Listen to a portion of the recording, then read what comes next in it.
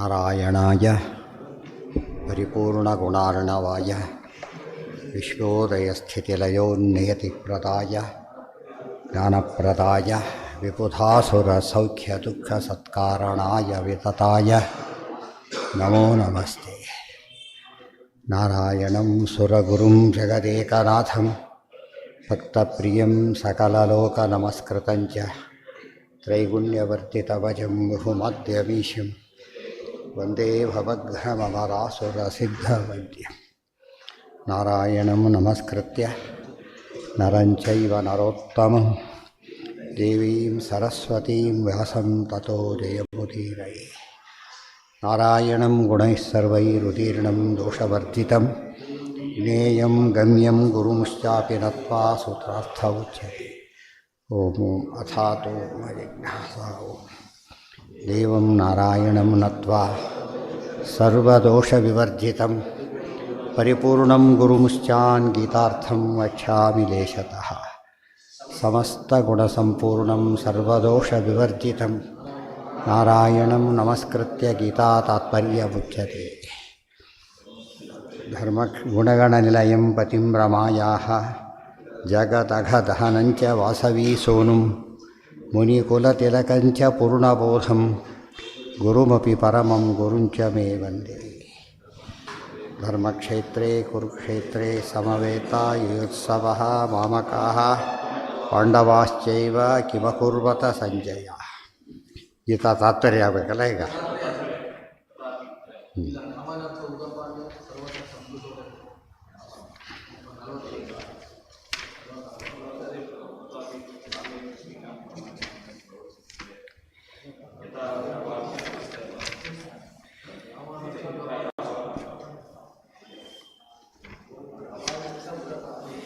ತ್ರೈಗುಣ್ಯ ವಿಷಯ ವೇದ ಆಯಿತು. ಯಾವಾನರ್ಥ ಉದಪಾನೆ ಸರ್ವತಃ ಸಂಪ್ಲುತೋದಕೆ ತಾವಾನ್ ಸರ್ವೇಷು ವೇದೇಶು ಬ್ರಾಹ್ಮಣಸ್ಯ ವಿಜಾನತಃ. ಅಲ್ಲಿ ಒಂದು ಅರ್ಥ ಏನು ಹೇಳಿದರು, ಒಬ್ಬ ಬಾವಿಯಿಂದ ಆಗ್ತಕ್ಕಂಥ ಕೆಲಸ ಸಮುದ್ರದಿಂದ ಆಗೋದು ಎಷ್ಟು ಸುಲಭನೋ, ಆದರೆ ಸಮುದ್ರದಿಂದ ಆಗೋ ಕೆಲಸ ಬಾವಿಯಿಂದ ಹೇಗಾಗಲು ಸಾಧ್ಯ ಇಲ್ಲವೋ ಹಾಗೆ ಅಧ್ಯಾತ್ಮವನ್ನು ಶ್ರೇಯಸ್ಸನ್ನು ಪಡೆದವನಿಗೆ ಪ್ರೇಯಸ್ಸು ಇನ್ಕ್ಲೂಡ್ ಆಗುತ್ತೆ, ಆದರೆ ಪ್ರೇಯಸ್ಸನ್ನು ಪಡೆದವನಿಗೆ ಶ್ರೇಯಸ್ಸು ಇನ್ಕ್ಲೂಡ್ ಆಗೋದಿಲ್ಲ ಅಂಥೇಳಿ. ಆದ್ದರಿಂದ ಅಧ್ಯಾತ್ಮ ವಿದ್ಯೆ ಬಹಳ ಶ್ರೇಷ್ಠವಾದ್ದರಿಂದ ಅದನ್ನೇ ತಿಳಿಬೇಕು ಅಂತಾಯಿತು. ಇನ್ನೊಂದು ಅರ್ಥ ಹೇಳ್ತಾರೆ, ಯಾವಾನರ್ಥ ಉದಪಾನೆ ಸರ್ವತಃ ಸಂಪ್ಲುತೋದಕೆ ತಾವಾನ್ ಸರ್ವೇಷು ವೇದೇಶು ಬ್ರಾಹ್ಮಣಸ್ಯ ವಿಜಾನತಃ. ಇಲ್ಲೇನ ಪದಗಳಲ್ಲಿ ಹೊಸ ಅರ್ಥವನ್ನು ಹೇಳ್ತಾರೆ. ಉದ್ರೇಕಾತ್ ಪಾತೃರಾಹಿತ್ಯಾತ್ ಅನತ್ವಾಚ್ಯ ಅಖಿಲಸ್ಯ ಚ ಪ್ರಳಯೇಪಿ ಉದಪಾನೋಸೌ ಭಗವಾನ್ ಹರಿರೀಶ್ವರಃ ಪ್ರಕೃತಿರ್ಯುತರೂಪೇಣ ಸರ್ವಮಾವೃತ್ಯ ತಿಷ್ಠತಿ ಪ್ರಳಯೇ ಅತೋ ಲಯಂ ಪ್ರಾಹುಃ ಸರ್ವತಃ ಸಂಪ್ಲುತೋದಕಂ ಇತಿ ಚ. ಯಾವತ್ ಪ್ರಯೋಜನಂ ವಿಷ್ಣೋಃ ಸಕಾಶಾತ್ ಸಾಧಕಸ್ಯ ಚ ಧರ್ಮಮೋಕ್ಷಾದಿಕಂ ತಾವತ್ ಸರ್ವವೇದವಿದೋ ಭವೇತ್. ವೇದಾರ್ಥನಿಯಮೋ ಯಸ್ಮಾದ್ ವಿಷ್ಣೋರ್ಜ್ಞಾನಂ ಪ್ರಕೀರ್ತಿತಂ ಜ್ಞಾನಾತ್ ಪ್ರಸನ್ನಶ್ಚ ಹರಿಃ ಯತೋಖಿಲ ಫಲಪ್ರದಃ ಇತಿ ಚ. ಸರ್ವತಃ ಸಂಪ್ರದೋದಕೆ ಅಪಿ ಉದ್ರಿಕ್ತಃ ಪಾಲಕವರ್ಜಿತಃ ಕಾಲಾದಿ ಅನಶ್ಚ ಯೋ ವಿಷ್ಣುಃ ತಸ್ಮಾದ್ ಯಾವತ್ ಫಲಂ ತಾವತ್ ಸರ್ವೇಷು ವೇದೇಷು ವಿಶೇಷಜ್ಞಸ್ಯೈವ ಭವತಿ ಇತ್ಯರ್ಥಃ. ವಿಷ್ಣುವನ್ನು ಪಡೆದವನಿಗೆ, ವಿಷ್ಣುವನ್ನು ತಿಳಿದವನಿಗೆ ಎಲ್ಲ ಪುರುಷಾರ್ಥ ಸಿಗತ್ತೆ. ಯಾತಕ್ಕೆ? ಉದ್ರೇ ಅವನು ಏನಾಗಿದ್ದಾನೆ? ವಿಷ್ಣು ಉದಪಾನನಾಗಿದ್ದಾನೆ. ಉದಪಾನ ಉತ್ ಅಪ ಅನ, ಉದ ಅಪ ಅನ ಉದಪಾನ ಅಂತಾಯಿತು. ಅದಕ್ಕೇನರ್ಥ ಅಂದರೆ ಉದ್ರೇಕಾತ್ ಉತ್, ಉತ್ ಅಂದರೆ ಉದ್ರಿಕ್ತನಾದವನು. ಪಾತೃತ್ವಾತ್ಪ ಮತ್ತು ಪಾತೃರಾಹಿತ್ಯಾತ್ ಅಪಹ, ಉತ್ ಅಪಹ. ಪ ಅಂದರೆ ಪಾಲಕ ಇರೋನು, ಅಪ ಅಂದರೆ ಬೇರೊಬ್ಬ ಪಾಲಕ ಇಲ್ಲದೆ ಇರೋನು ಅಂದರೆ ಸರ್ವಪಾಲಕ ಅವನೇ. ಆದ್ದರಿಂದ ಅವನ ಮೇಲೆ ಸ್ವತಂತ್ರನಾದ ಅವನು ಇನ್ನೊಬ್ಬ ಪಾಲಕ ಇದ್ದರೆ ಸ್ವತಂತ್ರ ಅಂತ ಆಗೋದೇ ಇಲ್ಲ. ಆದ್ದರಿಂದ ಉತ್ ಅಪ. ಇವೆಲ್ಲ ಅನ, ಅಖಿಲಸ್ಯ ಅನಹ ಪ್ರೇರಕ, ಎಲ್ಲರಿಗೂ ಸರ್ವ ಪ್ರೇರಕನಾಗಿದ್ದಾನೆ. ಆದ್ದರಿಂದ ಪ್ರಳಯೇಪಿ ಉದಪಾನೋಸೌ ಭಗವಾನ್ ಹರಿ ಸಂಪ್ಲುತೋದಕೆ. ಪ್ರಳಯ ಕಾಲದಲ್ಲಿ ಪರಮಾತ್ಮ ಏನಾಗಿದ್ದಾನೆ? ಸರ್ವತಂತ್ರ ಸ್ವತಂತ್ರನಾಗಿ ಆನಂದಾದಿ ಗುಣಪೂರ್ಣನಾಗಿದ್ದಾನೆ. ಪ್ರಕೃತಿ ಉದರೂಪೇಣ ಸರ್ವಮಾವೃತ್ಯ ತಿಷ್ಠತಿ. ಆಗ ಪ್ರಳಯೋದಕವನ್ನು ಪ್ರಕೃತಿ ಮಹಾಲಕ್ಷ್ಮೀ ದೇವಿ ಉದಕ ರೂಪದಲ್ಲಿ ಎಲ್ಲವನ್ನೂ ಸಹ ಆವರಿಸಿ ಇರ್ತಾರೆ. ಪ್ರಳಯ ಅಥೋ ಲಯಂ ಪ್ರಾಹು ಸರ್ವತಃ ಸಂಪ್ಲುತೋದಕಂ. ಲಯ ಅಂದರೆ ಸಂಪ್ಲುತೋದಕ, ಉದಪಾನ ಅಂದರೆ ವಿಷ್ಣು, ಸರ್ವತಃ ಪರಿಪೂರ್ಣನಾದವನು. ಆದ್ದರಿಂದನೇ ಅವನನ್ನು ಯಾರು ವೇದಗಳಿಂದ ತಿಳಿತಾರೆ ಅವರಿಗೆಲ್ಲ ಸಿಗುತ್ತೆ. ಈ ಪ್ರಶ್ನೆ ಮೊದಲೇ ಪ್ರಶ್ನೆ ಏನು ಕೊಟ್ಟರು, ಕಂಪೇರ್ ಮಾಡಿದರು. ಅಧ್ಯಾತ್ಮವಿದ್ಯೆ ಶ್ರೇಯಸ್ಸು ಪ್ರೇಯಸ್ಸು ಭಾರಿ ಶ್ರೇಷ್ಠ ಅಂತ ಹೇಳಿದರು. ಯಾತಕ್ಕೆ ಶ್ರೇಷ್ಠ ಅಂದರೆ ವಿಷ್ಣು ವಿಚಾರಕವಾದ್ದರಿಂದ, ವಿಷ್ಣು ಸರ್ವೋತ್ತಮೋತ್ತಮನು ಸ್ವತಂತ್ರನು ಗುಣಪೂರ್ಣನಾಗಿರೋದರಿಂದ ಅವರ ಅನುಗ್ರಹದಿಂದ ಏನು ಬೇಕಾದ್ರೂ ಆಗುತ್ತೆ. ಆದರೆ ಪ್ರೇಯಸ್ಸಿನಲ್ಲಿ ಅದಿಲ್ಲ, ಆದ್ದರಿಂದಾಗಿಯೇ ಏನಿಲ್ಲ ಅವರಿಗೆ, ಅವರಿಗೆಲ್ಲ ಸಿಗೋದಿಲ್ಲ. ಆದ್ದರಿಂದ ಯಾವಾಗಲೂ ಕೂಡ ತ್ರೈಗುಣ್ಯ ವಿಷಯವಾದ ವೇದಗಳನ್ನು ಇದೆಲ್ಲ ಇಂಥ ದೇವರ ಅನುಗ್ರಹ ಮಾಡಬೇಕಾದ್ರೆ ಏನಾಗಬೇಕು, ತಿಳಿಬೇಕು. ತಿಳಿಲಿಕ್ಕೆ ಏನು ಬೇಕು, ಶಾಸ್ತ್ರಗಳು ಬೇಕು. ಶಾಸ್ತ್ರದಲ್ಲಿ ಮುಖ್ಯವಾದ ಯಾವುದು, ಅಪೌರುಷೇಯ ವೇದ. ಆದ್ದರಿಂದಾಗಿಯೇ ವೇದವನ್ನು ಸರಿಯಾಗಿ ಓದಿಕೊಂಡು ಅನುಗ್ರಹಿತನಾಗಬೇಕೇ ಹೊರತು ಅದರ ಅಪಾತತ ಅರ್ಥವನ್ನು ನೋಡಿ ಏನೋ ಯಜ್ಞಯಾಗ ಮಾಡೋದು, ಸ್ವರ್ಗಕ್ಕೆ ಹೋಗೋದು, ಮತ್ತೆ ಬರೋದು, ಮತ್ತೆ ಬರೋದು, ಮತ್ತೆ ಹೋಗೋದು, ಈ ರೀತಿ ಯೋಚನೆ ಮಾಡಲಿಕ್ಕೆ ಹೋಗಬೇಡ ಅಂಥೇಳಿ. ಯಾವತ್ ಪ್ರಯೋಜನಂ ವಿಷ್ಣೋ ಸಕಾಶಾತ್ ಸಾಧಕಸ್ಯ ಚ ಧರ್ಮ ಮೋಕ್ಷಾದಿಕಂ ತಾವತ್ ಸರ್ವವೇದವಿದೋ ಭವೇತ್. ವಿಷ್ಣುವಿನ ಅನುಗ್ರಹದಿಂದ ಧರ್ಮ ಮೋಕ್ಷಾದಿ ಸಮಸ್ತವೂ ಸಿಗುತ್ತೆ ಅವನಿಗೆ. ಸರ್ವವೇದವನ್ನು ತಿಳಿದಾಗ ಮಾತ್ರ ವಿಷ್ಣು ತಿಳಿತಾನೆ. ಆದ್ದರಿಂದ ವೇದಕ್ಕೂ ವಿಷ್ಣುವಿಗೂ ಸಂಬಂಧ ಇದೆ. ವೇದಗಳಿಂದ ವಿಷ್ಣುವನ್ನು ತಿಳಿಯಲಿಕ್ಕೆ ಉಪಯೋಗಿಸಬೇಕೇ ಹೊರತು ಕ್ಷುಲ್ಲಕ ಫಲಗಳ ಬಗ್ಗೆ ಅಲ್ಲ. ವೇದಾರ್ಥ ನಿರ್ಣಯೋ ಯಸ್ಮಾತ್ ವಿಷ್ಣೋರ್ಜ್ಞಾನಂ ಪ್ರಕೀರ್ತಿತಂ. ವೇದಾರ್ಥ ನಿರ್ಣಯ ಏನದು, ವಿಷ್ಣು ಸರ್ವೋತ್ತಮತ್ವನೇ ವೇದಗಳ ಉಪದೇಶ. ಜ್ಞಾನಾತ್ ಪ್ರಸನ್ನಶ್ಚ ಹರಿರ್ಯಥೋಖಿಲ ಫಲಪ್ರದಃ. ದೇವರಲ್ಲಿ ಭಕ್ತಿ ಇದೆ ಸಾಕು, ಮತ್ತೆ ಯಾಕೆ ವೇದಾಧ್ಯಯನ ಅಂತ ಅನೇಕರ ವಾದ. ಭಕ್ತಿ ಇದೆ ಸಾಕಲ್ಲ ಅಂತ ಕೇಳಿದರೆ, ಭಕ್ತಿ ಹೆಚ್ಚುತ್ತಾ ಹೋಗಬೇಕು. ಭಕ್ತಿ ಯಾತಕ್ಕೆ ಸಾಲ್ದಿದೋ, ಈಗಿರೋ ಭಕ್ತಿ ಮೋಕ್ಷಕ್ಕೆ ಸಾಲ್ದಿದ್ದು, ಬೇರೆದಕ್ಕೆ ಉಪಯೋಗ ಆಗುತ್ತೆ. ಕೂಲಿ ಕೆಲಸದವನು ಮನೆಗಿನೇ ಕಟ್ಲಿಕ್ಕಾಗೋದಿಲ್ಲ, ಏನಾಗುತ್ತೆ ಅವನಿಗೆ, ಅದು ಊಟಕ್ಕೆ ಸಾಕಾಗುತ್ತೆ ಹೊರತು ಹೆಚ್ಚಕ್ಕೆಲ್ಲ ಸಾಧ್ಯ ಆಗೋದಿಲ್ಲ. ಕೆಲವು ಮನೆ ಬಾಡಿ ತೊಗೊಳಕ್ಕೆ ಬರುತ್ತೆ ಹೊರತು ಕೊಂಡ್ಕೊಳ್ಳೋಕ್ಕಾಗೋದಿಲ್ಲ. ಆದಷ್ಟು ಇವತ್ತಿನ ಭಕ್ತಿ ಸಾಲ್ದದು. ಭಕ್ತಿ ಬೆಳಿಬೇಕು. ಬೆಳೆಸ್ಕೊಂಡ್ರೆ ಆಯ್ತಲ್ಲ ಅಂತ ಕೇಳಿದರೆ ಹಾಗೆಲ್ಲ ಬೆಳೆಯೋದಿಲ್ಲ. ಅದು ಏನು ಬರಬೇಕು, ಅದಕ್ಕೆ ಜ್ಞಾನನೇ ಸಿಗಬೇಕು. ಜ್ಞಾನಕ್ಕೆ ಏನು ಬೇಕು, ಶಾಸ್ತ್ರನೇ ಓದಬೇಕು. ಶಾಸ್ತ್ರ ಅಂದರೆ ವೇದಗಳೇ ಆಯಿತು. ಇದೆಲ್ಲ ಲಿಂಕ್ ಕೊಡ್ತಾರೆ, ವೇದಗಳನ್ನ ಹೆಂಗೆ ಉಪಯೋಗ ಮಾಡ್ಕೋಬೇಕು ಅಂತ ಲಿಂಕ್ ಕೊಡ್ತಾರೆ, ಬೇರೆ ಇದಲ್ಲ. ಧರ್ಮ ಮೋಕ್ಷಾದಿಕಂ ತಾವತ್ ಸರ್ವ ವೇದವಿದೋ ಭವೇತ್. ವೇದಾರ್ಥ ಇದೆ, ಪುರುಷಾರ್ಥೋತ ಶಬ್ದಾದಿತಿ ಬಾದರಾಯಣ ಸರ್ವವೇದವಿದ. ವೇದಾರ್ಥ ನಿರ್ಣಯ ಯಸ್ಮಾತ್ ವಿಷ್ಣೋರ್ಜ್ಞಾನಂ ಪ್ರಕೀರ್ತಿತಂ ಜ್ಞಾನಾತ್ ಪ್ರಸನ್ನಶ್ಚ ಹರಿಃ ಯಥಃ ಅಖಿಲ ಫಲಪ್ರದಃ ಫಲಮತ ಉಪಪತ್ತೇ. ಫಲ ಕೊಡೋರವನೇ, ಅವತ್ತು ಎಲ್ಲ ಇದೆ, ನಾವು ತೊಗೊಳ್ಳೋದು ಒಂದೇ ಬಾಕಿ. ಈಗ ತೊಗೊಳ್ಳೋದಕ್ಕೇನು ಬೇಕೀಗ, ಯೋಗ್ಯತೆ ಯೋಗ್ಯತೆ ಏನದು, ಭಕ್ತಿ ಹೊಂದೋದೇ ಯೋಗ್ಯತೆ. ಮುಕ್ತಿಗೆ ದೊಡ್ಡ ಯೋಗ್ಯತೆ ಭಕ್ತಿ. ಭಕ್ತಿಗೆ ಬೇಕಾದ ಜ್ಞಾನ, ಜ್ಞಾನಕ್ಕೆ ಬೇಕಾದ ಅಧ್ಯಯನ, ಅಧ್ಯಯನಕ್ಕೆ ಬೇಕಾದ ಶಾಸ್ತ್ರ, ಶಾಸ್ತ್ರ ಓದಕ್ಕೆ ಬೇಕಾಗಿದ್ದು ಸದಾಚಾರ. ಇಷ್ಟು ಲಿಂಕ್ ಇಟ್ಕೊಂಡ್ರೆ ನಾವು ಸದಾಚಾರಕ್ಕೂ ಮೋಕ್ಷಕ್ಕೂ ಎಷ್ಟು ಸಂಬಂಧ ಇದೆ. ಅನೇಕರು ಸದಾಚಾರ ಬಿಟ್ಟುಬಿಟ್ಟಿರ್ತಾರೆ, ಇದೇ ಡೈರೆಕ್ಟ್ ಹೇಗೂ ಹೋಗೋದಿಲ್ಲ ಅಂತ ಹೇಳಿಬಿಟ್ಟು ತಪ್ಪು. ಸರ್ವತಃ ಸಂಪ್ಲುತೋದಕೆ ಅಪಿ ಉದ್ರಿಕ್ತ ಪಾಲಕವರ್ಜಿತ. ಪದಗಳಿಗೆ ಏನು ಕೊಟೇಶನ್ ಕೊಟ್ಟರು, ಕೆಲವು ಪದಗಳಿಗೆ ಅರ್ಥ ಹೇಳ್ತಾರೆ. ಕಾಲಾದ್ಯನಶ್ಚಯೋ ವಿಷ್ಣು ತಸ್ಮಾದ್ ಯಾವತ್ ಫಲಂ ತಾವತ್ ಸರ್ವವೇದೇಶು ವಿಶೇಷಜ್ಞಶ್ಚೈವ ಭವತಿ ಇತ್ಯರ್ಥ. ಒಂದು ಕೋರ್ಸನ್ನು 3rd ಕ್ಲಾಸ್ ಮಾಡ್ತಾನೆ, ಅವನಿಗೇನು ಮಹಾ ಕೆಲಸ ಸಿಗುತ್ತಾಗ, ಕೆಲವೊಮ್ಮೆ ಸಿಗದೇ ಹೋಗ್ಬೋದು ಕೆಲಸ. ಸಿಕ್ಕರೂ ಕೂಡ ಏನು ಸಿಗೋಲ್ಲ, ಒಳ್ಳೊಳ್ಳೆ ಪೋಸ್ಟ್ ಸಿಗೋದಿಲ್ಲ ಅವನಿಗೆ. ಆದ್ದರಿಂದಲೇ ಸರ್ವವೇದ ಫಲವನ್ನು ಸರಿಯಾಗಿ ತಿಳ್ಕೊಡ್ತಾರಲ್ಲ ಅವನಿಗೆ ಫಲ ಸಿಗೋದು. ಆದ್ದರಿಂದ ಜ್ಞಾನ ಹೇಗಿರ್ಬೇಕು, ಯಾವಾಗಲೂ ಜ್ಞಾನಕ್ಕೆ ಫುಲ್ ಪ್ರಾಶಸ್ತ್ಯ ಕೊಡಬೇಕು. ಅದು ಆ ಜಾಗದಲ್ಲಿ ಬೇರೆ ಯಾವುದಕ್ಕೆ ಪ್ರಾಶಸ್ತ್ಯ ಕೊಟ್ಟರು ಕೂಡ ಅದು ಮುಖ್ಯ ಫಲ ಕೊಡೋದಿಲ್ಲ. ಅದರಿಂದ ವೇಸ್ಟ್. ಅದಕ್ಕೆ ಪ್ರತಿ ಹಂತದಲ್ಲೂ ಜ್ಞಾನ ಸಿಗಬೇಕು, ಜ್ಞಾನ ಶುದ್ಧವಾಗಿರಬೇಕು, ಸಂಶಯ ವಿವರ ಅವಕಾಶ ಇರಬಾರ್ದು.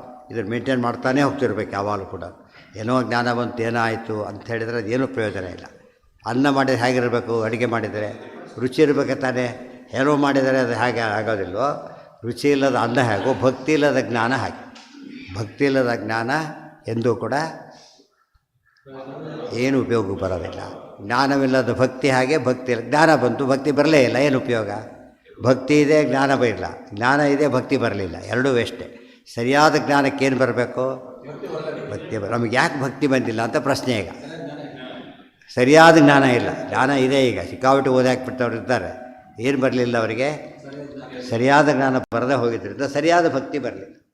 ಸರಿಯಾದ ಜ್ಞಾನ ಬೇಕು ಅನ್ನೋ, ನಮಗೆ ಎರಡು ಬೇಕು, ಜ್ಞಾನ ಬೇಕು, ಸರಿಯಾದ ಜ್ಞಾನ, ನಮಗೆ ಎರಡೂ ಇಲ್ಲ. ಇವತ್ತು ಫಸ್ಟ್ ಇರೋದು ಜ್ಞಾನ ಬೇಕು ಅಂತ ಇಲ್ಲೇ ಇಲ್ಲ, ಮತ್ತು ಆ ಸರಿಯಾದ ಜ್ಞಾನ ಬೇಕು ಅಂತ ಮೊದಲೇ ಇಲ್ಲ.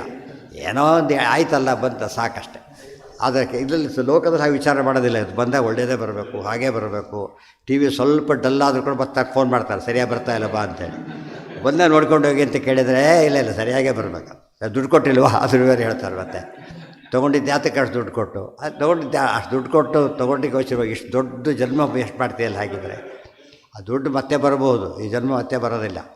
ಜನ್ಮ ಮತ್ತೆ ಬರೋದಿಲ್ಲ. ಹೋದ ಕಾಲ ಫ್ರಾಕ್ಷನ್ ಆಫ್ ಎ ಸೆಕೆಂಡ್ ಕೂಡ ವಾಪಸ್ ಬರೋದಿಲ್ಲ. ಮತ್ತೆ ಮುಗಿದೋಯ್ತು. Once or all God. ಅದಕ್ಕೆಂದು ಅರ್ಥ ಮಾಡ್ಕೋಬಾರದು. ಸರ್ವೇ ಹಿ ವಿಷ್ಣೋರನ್ನೇ ಪ್ರಳಯ ಕಾಲೇ ನೋದ್ರಿಕ್ತಾ. ವಿಷ್ಣುವಿನ ಹೊರತು ಉಳಿದ ಯಾರೂ ಕೂಡ ಪ್ರಳಯ ಕಾಲದಲ್ಲಿ ಈ ರೀತಿ ಇಲ್ಲವೇ ಇಲ್ಲ ಹೊರಗಡೆ.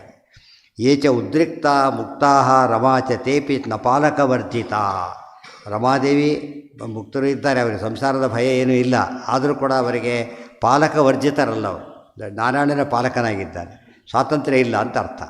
ವಿಷ್ಣು ಪಾಲ್ಯತ್ವ, ವಿಷ್ಣುವಿನಿಂದ ಪಾಲನೀಯರೇ. ಪಾಲ್ಯ ಅಂದರೂ ಒಂದೇ, ಪಾಲನೀಯ ಅಂದರೂ ಒಂದೇ. ಅವರು ಪಾಲನೀಯರೇ ಹೊರತು ಸ್ವತಂತ್ರರಲ್ಲ. ನಚ ಮುಕ್ತಾ ಕಾಲಾದಿಚೇಷ್ಟಕಾ. ಕಾಲಾದಿಗಳಿದೆ, ಮುಕ್ತರಿದ್ದಾರೆ ಅಂತ ಕೇಳಿ ಇರ್ಬೋದು, ಸುಮ್ಮನೆ ಇದ್ದಾರೆ ಹೊರತು ಅವ್ರಿಗೆ ಕಾಲಾದಿಗಳು ವಾಪಸ್ ಬರೋದಿಲ್ಲ ಅನ್ನೋದು ಅಷ್ಟೇ ಹೊರತು ಕಾಲ ನಿಯಾಮಕತ್ವ ಅವರಿಗಿಲ್ಲ. ಪರಮಾತ್ಮನಿಗೇನಿದೆ? ಕಾಲ ನಿಯಾಮಕತ್ವ. ಉಳಿದವರು ಟೈಮಿಗೆ ಬರಬೇಕು, ಹೋಗಬೇಕು. ಆದರೆ ಮುಖ್ಯಸ್ಥ ಅಬೌಟ್ ಟೈಮ್. ಇದನ್ನು ಅರ್ಥ ಮಾಡಿಕೊಂಡ್ರೆ ಭಾಳ ಮುಖ್ಯವಾದ ಅಂಶ ಇದೆ. ತಚ್ಚ ಉದ್ರಿಕ್ತತ್ವಂ ತೇಷಾಂ ತದ್ವತ್ ಅಥ ಉದಪಾನೋ ವಿಷ್ಣುರೇವ.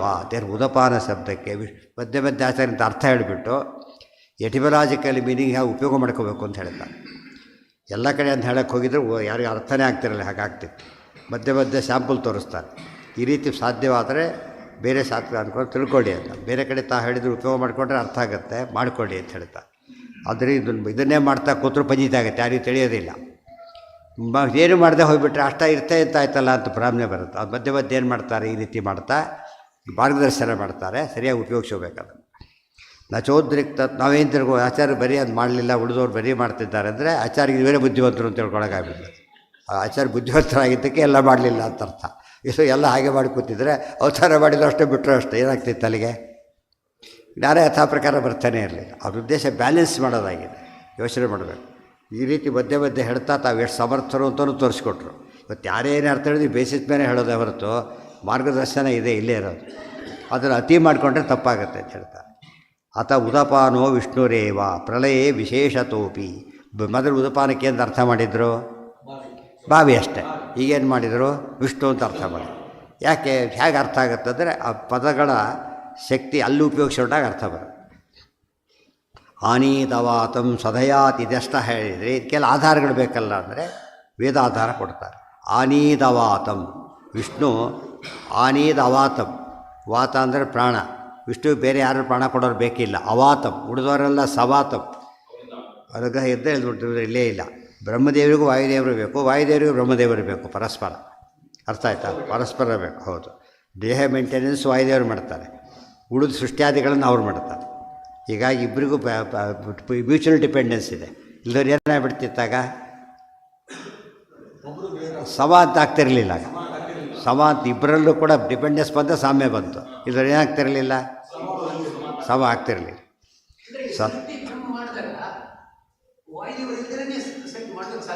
ಏನು? ಹೌದು, ಅದಕ್ಕೇ ಇಬ್ಬರು ಸೃಷ್ಟಿಕರ್ತಾರೆ. ಅದರಲ್ಲಿ ಸೀನಿಯಾರಿಟಿ ಬ್ರಹ್ಮದೇವರು, ಇವರು ಜೂನಿಯರ್ ಅಷ್ಟೇ ಹೊರತು ಏನಲ್ಲ. ಬ್ರಹ್ಮದೇವರ ದೇಹ ಮೇಂಟೈನ್ ಮಾಡೋದು ವಾಯುದೇವರು. ಗೊತ್ತಾಯ್ತಾ? ಬ್ರಹ್ಮದೇವರು ಮೇಂಟೈನ್ ಮಾಡೋದು ಯಾರು? ವಾಯುದೇವರು. ಆಚಾರ್ಯ ಹೇಳ್ತಾರೆ, ಅದು ಬಂದಿದೆ ಈಗಾಗಲೇ, ಬಂದಿದೆ, ಬಂದು ಹೋಗಿಬಿಟ್ಟಿದೆ, ಆದ್ದರಿಂದ ಮರ್ತೋಗಿದೆ. ಬಂದಿದೆ, ಬಂತು ಹೋಯ್ತು, ಬರೀ ಬಂತು ಹೋಯ್ತು, ಆಗಲೇ ಯಾರು ಲೇಟ್ ಅಂತಾರಲ್ಲ ಹಾಗೆ. ಹಾಂ, ಯಾರಿಗೆ? ಇಲ್ಲ, ವಾಯುದೇವ್ರ ಸೃಷ್ಟಿ ಅದರಿಂದ ಆಗೋದಿಲ್ಲ. ಡಿಪೆಂಡೆನ್ಸ್ ಇದೆ, ದೇಹ ಮೇಂಟೈನ್ ಮಾಡ್ತಾರೆ. ದೇವರು ದೇಹ ಸೃಷ್ಟಿ ಕೊಡ್ತಾರೆ, ವಾಯುದೇವರಿಂದ ಮೇಂಟೈನ್ ಮಾಡಿಸ್ತಾರೆ. ಬಿರೊಳಗಿನ ದೇವರು ಮಾಡ್ತಾರೆ, ಬಿರೊಳಗಿದ್ದು ಮೇಂಟೈನ್ ಮಾಡಿಸ್ತಾರೆ. ಬ್ರಹ್ಮದೇವ್ರು ಸೃಷ್ಟಿ ಮಾಡಿ ಮುಗಿಸ್ಬಿಟ್ರು. ಪ್ರಾಣಶಕ್ತಿ ಬುಡಿಸೋದು ಯಾರೋ ಅವರು ಮತ್ತು ಇವರು ವಾಯುದೇವ್ರು ಬೇಕಾದ್ರೆ. ಅರ್ಥ ಆಯ್ತು? ರೆಡಿ, ಇವ್ರಿಗೆ ಕೊಟ್ಟಾಯಿತು, ಅದು ಮುಂದೆ ವ್ಯವಸ್ಥೆ ಮಾಡಿದೆ. ಇಬ್ಬರು ವಾಯುದೇವರು ಬ್ರಹ್ಮದೇವರು ಅಂತ ಎಲ್ಲೆಲ್ಲಿ ಹೇಳ್ತಾರೆ, ಇಬ್ಬರು ಏನಂತ ಹೆಸರು, ಬ್ರಹ್ಮ ಅಂದರೆ ವಾಯು ಅಂತ ಅರ್ಥ, ವಾಯುದೇವರು ಬ್ರಹ್ಮ ಅಂತ ಅರ್ಥ, ವಿಶೇಷ ಇದು. ಅದಾದಿಲ್ಲ ರುದ್ರದೇವರ ಲಯ ಹಾಗಲ್ಲ, ಅವ್ರು ಬೇರೆ ಟೈಪ್. ಸೃಷ್ಟಿಯಲ್ಲಿ 3 ಜನನೂ ಬೇಕು. ಮುಖ್ಯತಃ ಲಕ್ಷ್ಮೀನಾರಾಯಣರು ಬೇಕು ಫಸ್ಟು, ಅನಂತರ ಬ್ರಹ್ಮವಾಯುಗಳು ಇಬ್ಬರೂ ಬೇಕು. ದೇಹ ಸೃಷ್ಟಿಯೆಲ್ಲ ಅವರಿಂದ ಆಗುತ್ತೆ, ಮೇಂಟೆನೆನ್ಸ್ ಎಲ್ಲ ಇವರು ಮಾಡ್ತಾರೆ. ಕೆಲವು ಡಿಪಾರ್ಟ್ಮೆಂಟ್ಗಳು ಮೇಂಟೈನ್ ಮಾಡೋದು ಅಷ್ಟೇ ಕೆಲಸ, ಏನು ಮಾಡಲ್ಲ ಅವರು, ಇದೆಲ್ಲ ಇಲ್ಲ. ಕೆಲವರು ಆ ಸೃಷ್ಟಿ ಮಾಡ್ತಾರೆ, ಮೇಂಟೆನೆನ್ಸ್ ಅಲ್ಲಿ ಹೋಗಿ ಅಂತ ಹೇಳ್ತಾರೆ.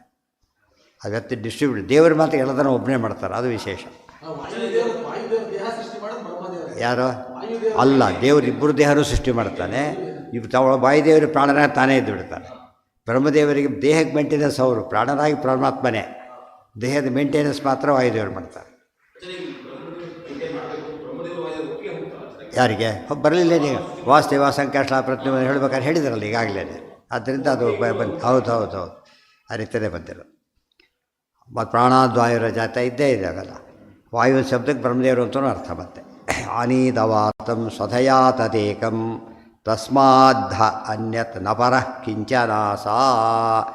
ಅವನ ಮೇಲೆ ಯಾರೂ ಇಲ್ಲ, ಏನೇನು ಎಲ್ಲಿ ನೋಡಿ. ಈಗ ನೇಹನಾನಾಸ್ತಿ ಕಿಂಚನ ಶಬ್ದಕ್ಕೆ ಇಲ್ಲೇ ಅರ್ಥ ಮಾಡಿಬಿಟ್ಟಿದ್ದಾರೆ. ಏನಂತ ಅರ್ಥ, ಇವ್ರು ಏನು ಅರ್ಥ ಮಾಡಿ, ಏನಿಲ್ಲ ಬ್ರಹ್ಮ ಒಂದೇ ಅಂತೇಳಿ. ಇಲ್ಲಿ ಅರ್ಥ ಮಾಡಿ ಏನಂತ, ಅನ್ಯಃಪರಃ ನ ಕಿಂಚನಾಸ, ಅವನಿಂತ ಮೇಲವನು ಯಾರೂ ಇರಲಿಲ್ಲ.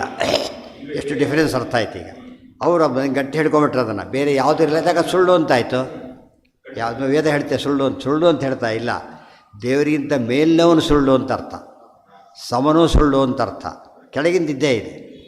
ಅಂದರೆ ಹಿಂದೂ ಮುಂದಿಷ್ಟು ವಾಕ್ಯ ಇದ್ದಾಗೆಲ್ಲ ಬಿಟ್ಬಿಡ್ತಾರೆ. ಅವಿಷ್ಟೇ ವಾಕ್ಯ ಏನು ಅಂತ ತೊಗೋಬಾರ್ದು, ಅವೆಲ್ಲ ಇದಲ್ಲ ತತ್ವವೇದಕ್ಕೆ ಅಷ್ಟೇ. ಬೋರ್ಡ್ ಹಾಕ್ಕೊಂಡು ನೀವೇ ಹಾಕ್ಕೊಂಡಿರೋದು, ಬೋರ್ಡ್ ಇದು ಅವ್ರು ಹಾಕ್ಕೊಂಡಿದ್ದಲ್ಲ.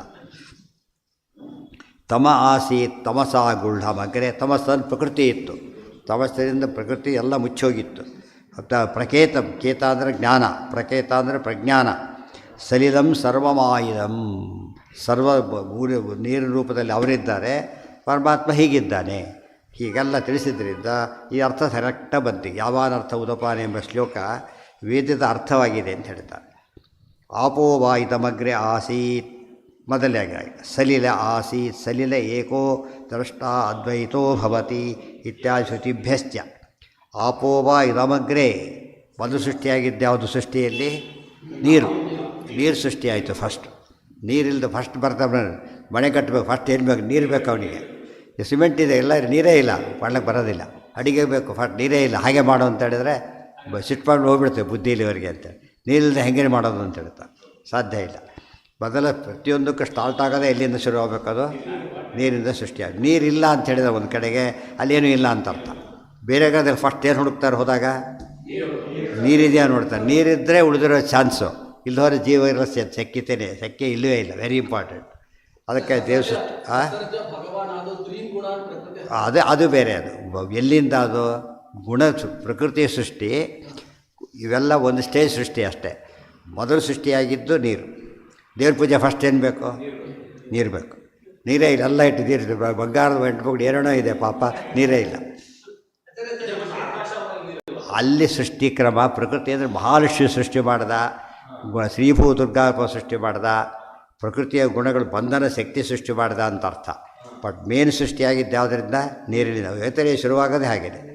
ಅದಕ್ಕೇನೆ ಅರ್ಚತ್ವ ತಾಪಃ, ಪೂಜೆಗೆ ಬೇಕು ಅಂತಲೇ ಅದಕ್ಕೆ ಆ ನೀರು ಅಂತ ಕರೆದಿರೋದು. ಗೊತ್ತೆ, ಕುಡಿಲಕ್ಕೂ ಬೇಕು, ದೇವ್ರ ಪೂಜೆಗೂ ಬೇಕು, ಎಲ್ಲದಕ್ಕೂ ಬೇಕು ನೀರು. ನಮ್ಮ ದೇಹದ ಬಹುಭಾಗ ರಕ್ತ ಗೊತ್ತಾ, ಅರೌಂಡ್ 70% ರಕ್ತ. ರಕ್ತದ ಮೇನ್ ಕಂಟೆಂಟ್ ಏನು? ನೀರು. ಅದಕ್ಕೆ ನೀರು ಯಾವಾಗಲೂ ಸರಿಯಾಗಿ ಮಾಡ್ತಿದ್ದರೆ ರಕ್ತ ಮೇಂಟೈನ್ ಆಗ್ತಾ ಹೋಗುತ್ತೆ. ಅದೇ ಯಾವಾಗ ಗಾಯ ಆಗುತ್ತಲ್ಲ, ರಕ್ತ ಸುರಿಯುತ್ತೆ, ಫಸ್ಟ್ ಬಾಯಾರಿಕೆ ಆಗುತ್ತೆ ಅವ್ರಿಗೆ. ಹೇಗಾಗಿದೆ ಫಸ್ಟ್ ಏನು ಕೊಡ್ತಾರೋ ಅವರಿಗೆ? ಯಾತಕ್ಕೆ? ಇಲ್ಲಿ ವಾಟ್ರ್ ಹೋಯ್ತೀಗ, ಅದು ಬರಬೇಕು, ಇಮ್ಮಿಡಿಯೇಟಾಗಿ ಈ ಕಡೆ ಬರಬೇಕು. ಇಲ್ಲದೆ ಹೋದರೆ ಏನಾಗುತ್ತದು? ಕಷ್ಟ. ಗ್ಲೂಕೋಸ್ ಏನದು? ಲಾಡು ಗೀಡ ಅಲ್ಲ, ಗ್ಲೂಕೋಸ್ ಇದು ಉಂಡೆ ಇದೆ, ಅದು ಬೋಂಡನ ಅಲ್ಲ. ಯಾಕೆ ಏನು ಬೇಕಾದ್ರಾಗೆ ಜ್ಯೂಸ್ ಫಾರಮ್ನಲ್ಲೇ ತೊಗೊಳಕ್ಕೆ ಸಾಧ್ಯ. ಕೊನೆಯಿಂದ ಇನ್ನೇನು ಕೂಡ ನೀರು ಫಾರಮ್ನಲ್ಲೇ ಹೋಗ್ಬೇಕದು. ಹಾಂ, ಏನು ಬಂದಿಲ್ಲ? ಏನು ಬೇಕು? ನೀವು ಏನು ಸಬ್ಸ್ಟೆನ್ಸ್ ಬೇಕು ಹೇಳಿ ಅದರಲ್ಲಿ? ಹಾಂ, ತಾತ್ಪರ್ಯ ಅಂದರೆ ಸೃಷ್ಟಿಯ ಆದಿಯಲ್ಲಿ ಅವಾತಂ, ಬೇರೆ ಎಲ್ಲರಿಗೂ ವಾತ ಬೇಕು. ದೇವರಿಗೆ ವಾತ ಇಲ್ಲದೇ ಇದ್ದಾನೆ ಅಂದರೆ ಅವನು ಅನ್ಯಪಾಲಕ ವರ್ಜಿತ. ಗೊತ್ತಾಯ್ತಾ? ಎರಡನೇದು ಏಕಂ ಸ್ವತಂತ್ರ ಅಂತ ಇನ್ನೊಬ್ಬನಿದ್ರೆ ದೇವ್ರ ಪೂಜೆ ಒಬ್ಬರು ದೇವ್ರದ್ದು ಎಲ್ಲರಿಗೂ ಈಕ್ವಲ್ ಕೆಪಾಸಿಟಿ ಆಗಿದ್ದರೆ ನಾವು ಒಬ್ಬೇ ದೇವ್ರ ಹತ್ರ ಹೋಗ್ಬೇಕಾಗಿದ್ದಿಲ್ಲ, ಅವರ ಹತ್ರ ಹೋಗ್ಬೋದಾಗಿತ್ತು. ಹಾಗಿಲ್ಲ. ಸಲೀಲ ಆಸೀತ್ ಸಲೀಲ ಏಕಃ. ಸಲೀಲ ಅಂದರೆ ನೀರು. ಏಕೋ ದ್ರಷ್ಟ ಅದ್ವೈತೋ ಭವತಿ. ಆದರೆ ಸರ್ವಜ್ಞನಾಗಿದ್ದವನು ಎಲ್ಲ ದೃಷ್ಟಿಯಿಂದ ಒಬ್ಬನೇ, ನಾರಾಯಣ ಒಬ್ಬನೇ. ಅವನು ಅದ್ವೈತ. ಅದ್ವೈತ ಅಂತಂದರೆ ಒಬ್ಬನೇ, ಅವನು ಇನ್ನೊಬ್ಬನಿಲ್ಲ. ಇವನೇನು ತಿಳ್ಕೊಂಡ್ಬಿಟ್ರು? ಇರೋದೇ ಒಬ್ಬನು, ದೇವ್ರನ್ನ ಬಿಟ್ಟು ದೇವ್ರಿಂದ ಯಾರೂ ಇಲ್ಲ ಅಂತ ಹೇಳ್ಬಿಟ್ರು. ದೊಡ್ಡ ರಾಜ ಅವನೊಬ್ಬನೇ, ಯಾರೂ ಇಲ್ಲ. ಪರಿವಾರನೇ ಇಲ್ಲ, ದೊಡ್ಡ ರಾಜ. ದೊಡ್ಡ ರಾಜ ಆಗೋದು ಯಾವಾಗ? ಪರಿವಾರ ಜಾಸ್ತಿ ಇದ್ದಷ್ಟು ಅವನಿಗೆ ವೈಭವ ಜಾಸ್ತಿ. ಗೊತ್ತಾಯ್ತಾ? ಅನಂತ ಕೋಟಿ ಬ್ರಹ್ಮಾಂಡ ನಾಯಕ ಅಂತ ಹೇಳ್ತಾರೆ. ಆ ಪದದಲ್ಲೇ ಏನು ಬಂತು ದೇವರಿಗೆ? ಅಷ್ಟು ಜನ ಇದ್ದಾರೆ ಅಂತ ಅರ್ಥ. 1 ಕೋಟಿ ಒಬ್ಬೊಬ್ಬರಿದ್ದು 10 ಕೋಟಿ ಜನ ಅದು ಬ್ರಹ್ಮಾಂಡದೊಳಗೆ. ಒಂದು ಬ್ರಹ್ಮಾಂಡದಲ್ಲೇ ಕೋಟಿಗಟ್ಟಲೆ ಇದ್ದಾರೆ. ಅದರಿಂದಾಗೇ ವೈಭವಕ್ಕೆ ಮಹಾ ಬೆಲೆ ಬರೋದು ಯಾವಾಗ? ಎಲ್ಲರೂ ಮನೇಲಿ ಒಬ್ಬರೇ ಇದ್ದಾರೆ, ಅವನೇ ಚಕ್ರವರ್ತಿ ಅಂತ ಕರ್ಕೊಂಡಾಗುತ್ತೆ ಅಷ್ಟೇ. ಎಲ್ಲದಕ್ಕೂ ಹೊರಗೆ ಓಡಾಡಬೇಕು, ಚಕ್ರವರ್ತಿ ಅಷ್ಟೇ. ಬರೀ ಬೋರ್ಡ್ ಚಕ್ರವರ್ತಿ ಆಗ್ತಾರೆ ಅಷ್ಟೇ. ಆಪೋವ ಇದ ಬಗ್ಗೆ ಸಲೀಲೆ ಆಸೀತ್ ಅದೆಲ್ಲ ಅದೇ ಅರ್ಥ ಕೊಡೋದ್ರಿಂದ ಉದಪಾನ ಶಬ್ದ ಏನು ಹೇಳಿದರು, ಅರ್ಥ ಹೇಳಿದರು, ಅರ್ಥಕ್ಕೆಲ್ಲ ಸಪೋರ್ಟ್ ಕೊಟ್ಟರು. ಈ ರೀತಿ ಒಂದು ಶ್ಲೋಕಕ್ಕೆ ಅಷ್ಟು ಡಿಟೇಲಾಗಿ ಅರ್ಥ ಬರೆಯೋ ಮೂಲಕವಾಗಿ ಈ ರೀತಿ ಗೀತಾ ಶ್ಲೋಕಗಳಿವೆ ಎಲ್ಲ ಕೂಡ ಹುಷಾರಾಗಿ ಅರ್ಥ ಮಾಡ್ಕೋಬೇಕು ಅಂತ ಅರ್ಥ. ನಮಗೆ ಅರ್ಥ ಆಗಷ್ಟೊಂದು ಅರ್ಥ ಮಾಡ್ಕೊಂಡ್ರೂ ಕೂಡ ಒಳಗೆ ಇಷ್ಟೆಲ್ಲ ಇದೆ. ಉದಪಾನ ಅಂದರೆ ಬಾವಿ. ಇಲ್ಲೇ ಹೇಳಿದರು ಉತ್ ಅಪ ಅನ. ಉದಪಾನ ಉತ್ಕೃಷ್ಟ, ಉದ್ರಿಕ್ತ. ಆಮೇಲೆ ಅಪ ಅಂದರೆ ಪಾಲಕವರ್ಜಿತ, ಅನ ಅಂದರೆ ಸರ್ವ ಪ್ರೇರಕ ಹಾಗೆಲ್ಲ ಹೇಳಿದ್ದಾರೆ. ಅದರ ಒಡೆದಾಗ ಅರ್ಥ ಬರೋದು. ಇಲ್ಲಿ ಅದೇ ಉದಪಾನ ಅಂದರೆ ವಿಷ್ಣು ಉತ್ಕೃಷ್ಟವಾಗಿ ಸರ್ವತಂತ್ರನಾಗಿ ಸರ್ವ ಪ್ರೇರಕನಾಗಿರ್ಬೋದು ಅಂತ ಅರ್ಥ. ಆ ಡಿಕ್ಷನರಿ ಮೀನಿಂಗ್ ಹೋಯ್ತು. ಅದಕ್ಕೆ ಯಾವ ಮೀನಿಂಗ್ ಬಂತಿಲ್ಲಿ? ನಿರುಕ್ತಿಯ ಮೀನಿಂಗ್ ಬಂತು, ನಿರ್ವಚನದ ವೇದಗಳಿಗೆ ಅರ್ಥನೇ ಮುಖ್ಯವಾಗಿ ಮಾಡಬೇಕು. ಮಹಾಭಾರತಾದಿಗಳು ವೇದ ಮಹಾಭಾರತ. ಆದ್ದರಿಂದ ಏನು ಮಾಡಬೇಕು? ಅದಕ್ಕೂ ಕೂಡ ಅದರಲ್ಲಿ ಗೀತಾ ಎಂಬುದು ಅತ್ಯಂತ ಸಾರಭೂತವಾದ ಭಾಗ. ಅದರಿಂದ ಯಾವ ರೀತಿ ಬಿಡಿಸ್ಕೊತಾ ಹೋಗ್ಬೇಕು ಅದನ್ನು ಈ ಕ್ರಮದಲ್ಲೇ ಓದಬೇಕು. ಭಾಷೆ 3-4 ಕಡೆ ಅಷ್ಟೇ ಈ ರೀತಿ ಮಾಡ್ತಾರೆ, ಬೇರೆ ಕಡೆ ರೀತಿ ಮಾಡೋಕ್ಕೆ ಹೋಗೋದಿಲ್ಲ. ಅದಕ್ಕೆ ಲೇಷತ ಅಂಬೋದಕ್ಕೆ ಅದೊಂದು ಅರ್ಥ. ಬರೀ ಈ ಅರ್ಥ ಬರೆದಿದ್ದೀರಿ, ಮಧ್ಯೆ ಅದನ್ನು ತೋರಿಸಿ ಕೆಲವು ಕಡೆ ಅಂತ ಹೇಳಿದರು. ಇದು ಗೀತಾ ಭಾಷೆಯಲ್ಲಿ ತೋರಿಸಲಿಲ್ಲ, ಇಲ್ಲಿ ತೋರಿಸ್ತಾ ಇದ್ದಾರೆ. ಯಾಕೆಂದರೆ ಲೇಷತ ಅಂತ ಹೇಳಿದರೆ ಸ್ವಲ್ಪ ವಿಸ್ತಾರ ಮಾಡಬೇಕು. ಕರ್ಮಣ್ಯೇವಾಧಿಕಾರಸ್ತೆ, ಅದು ವಾಪಸ್ ಹೋಗ್ಬೇಕು. ಎಲ್ಲಿಗೆ? ಭಾಷ್ಯಕ್ಕೆ.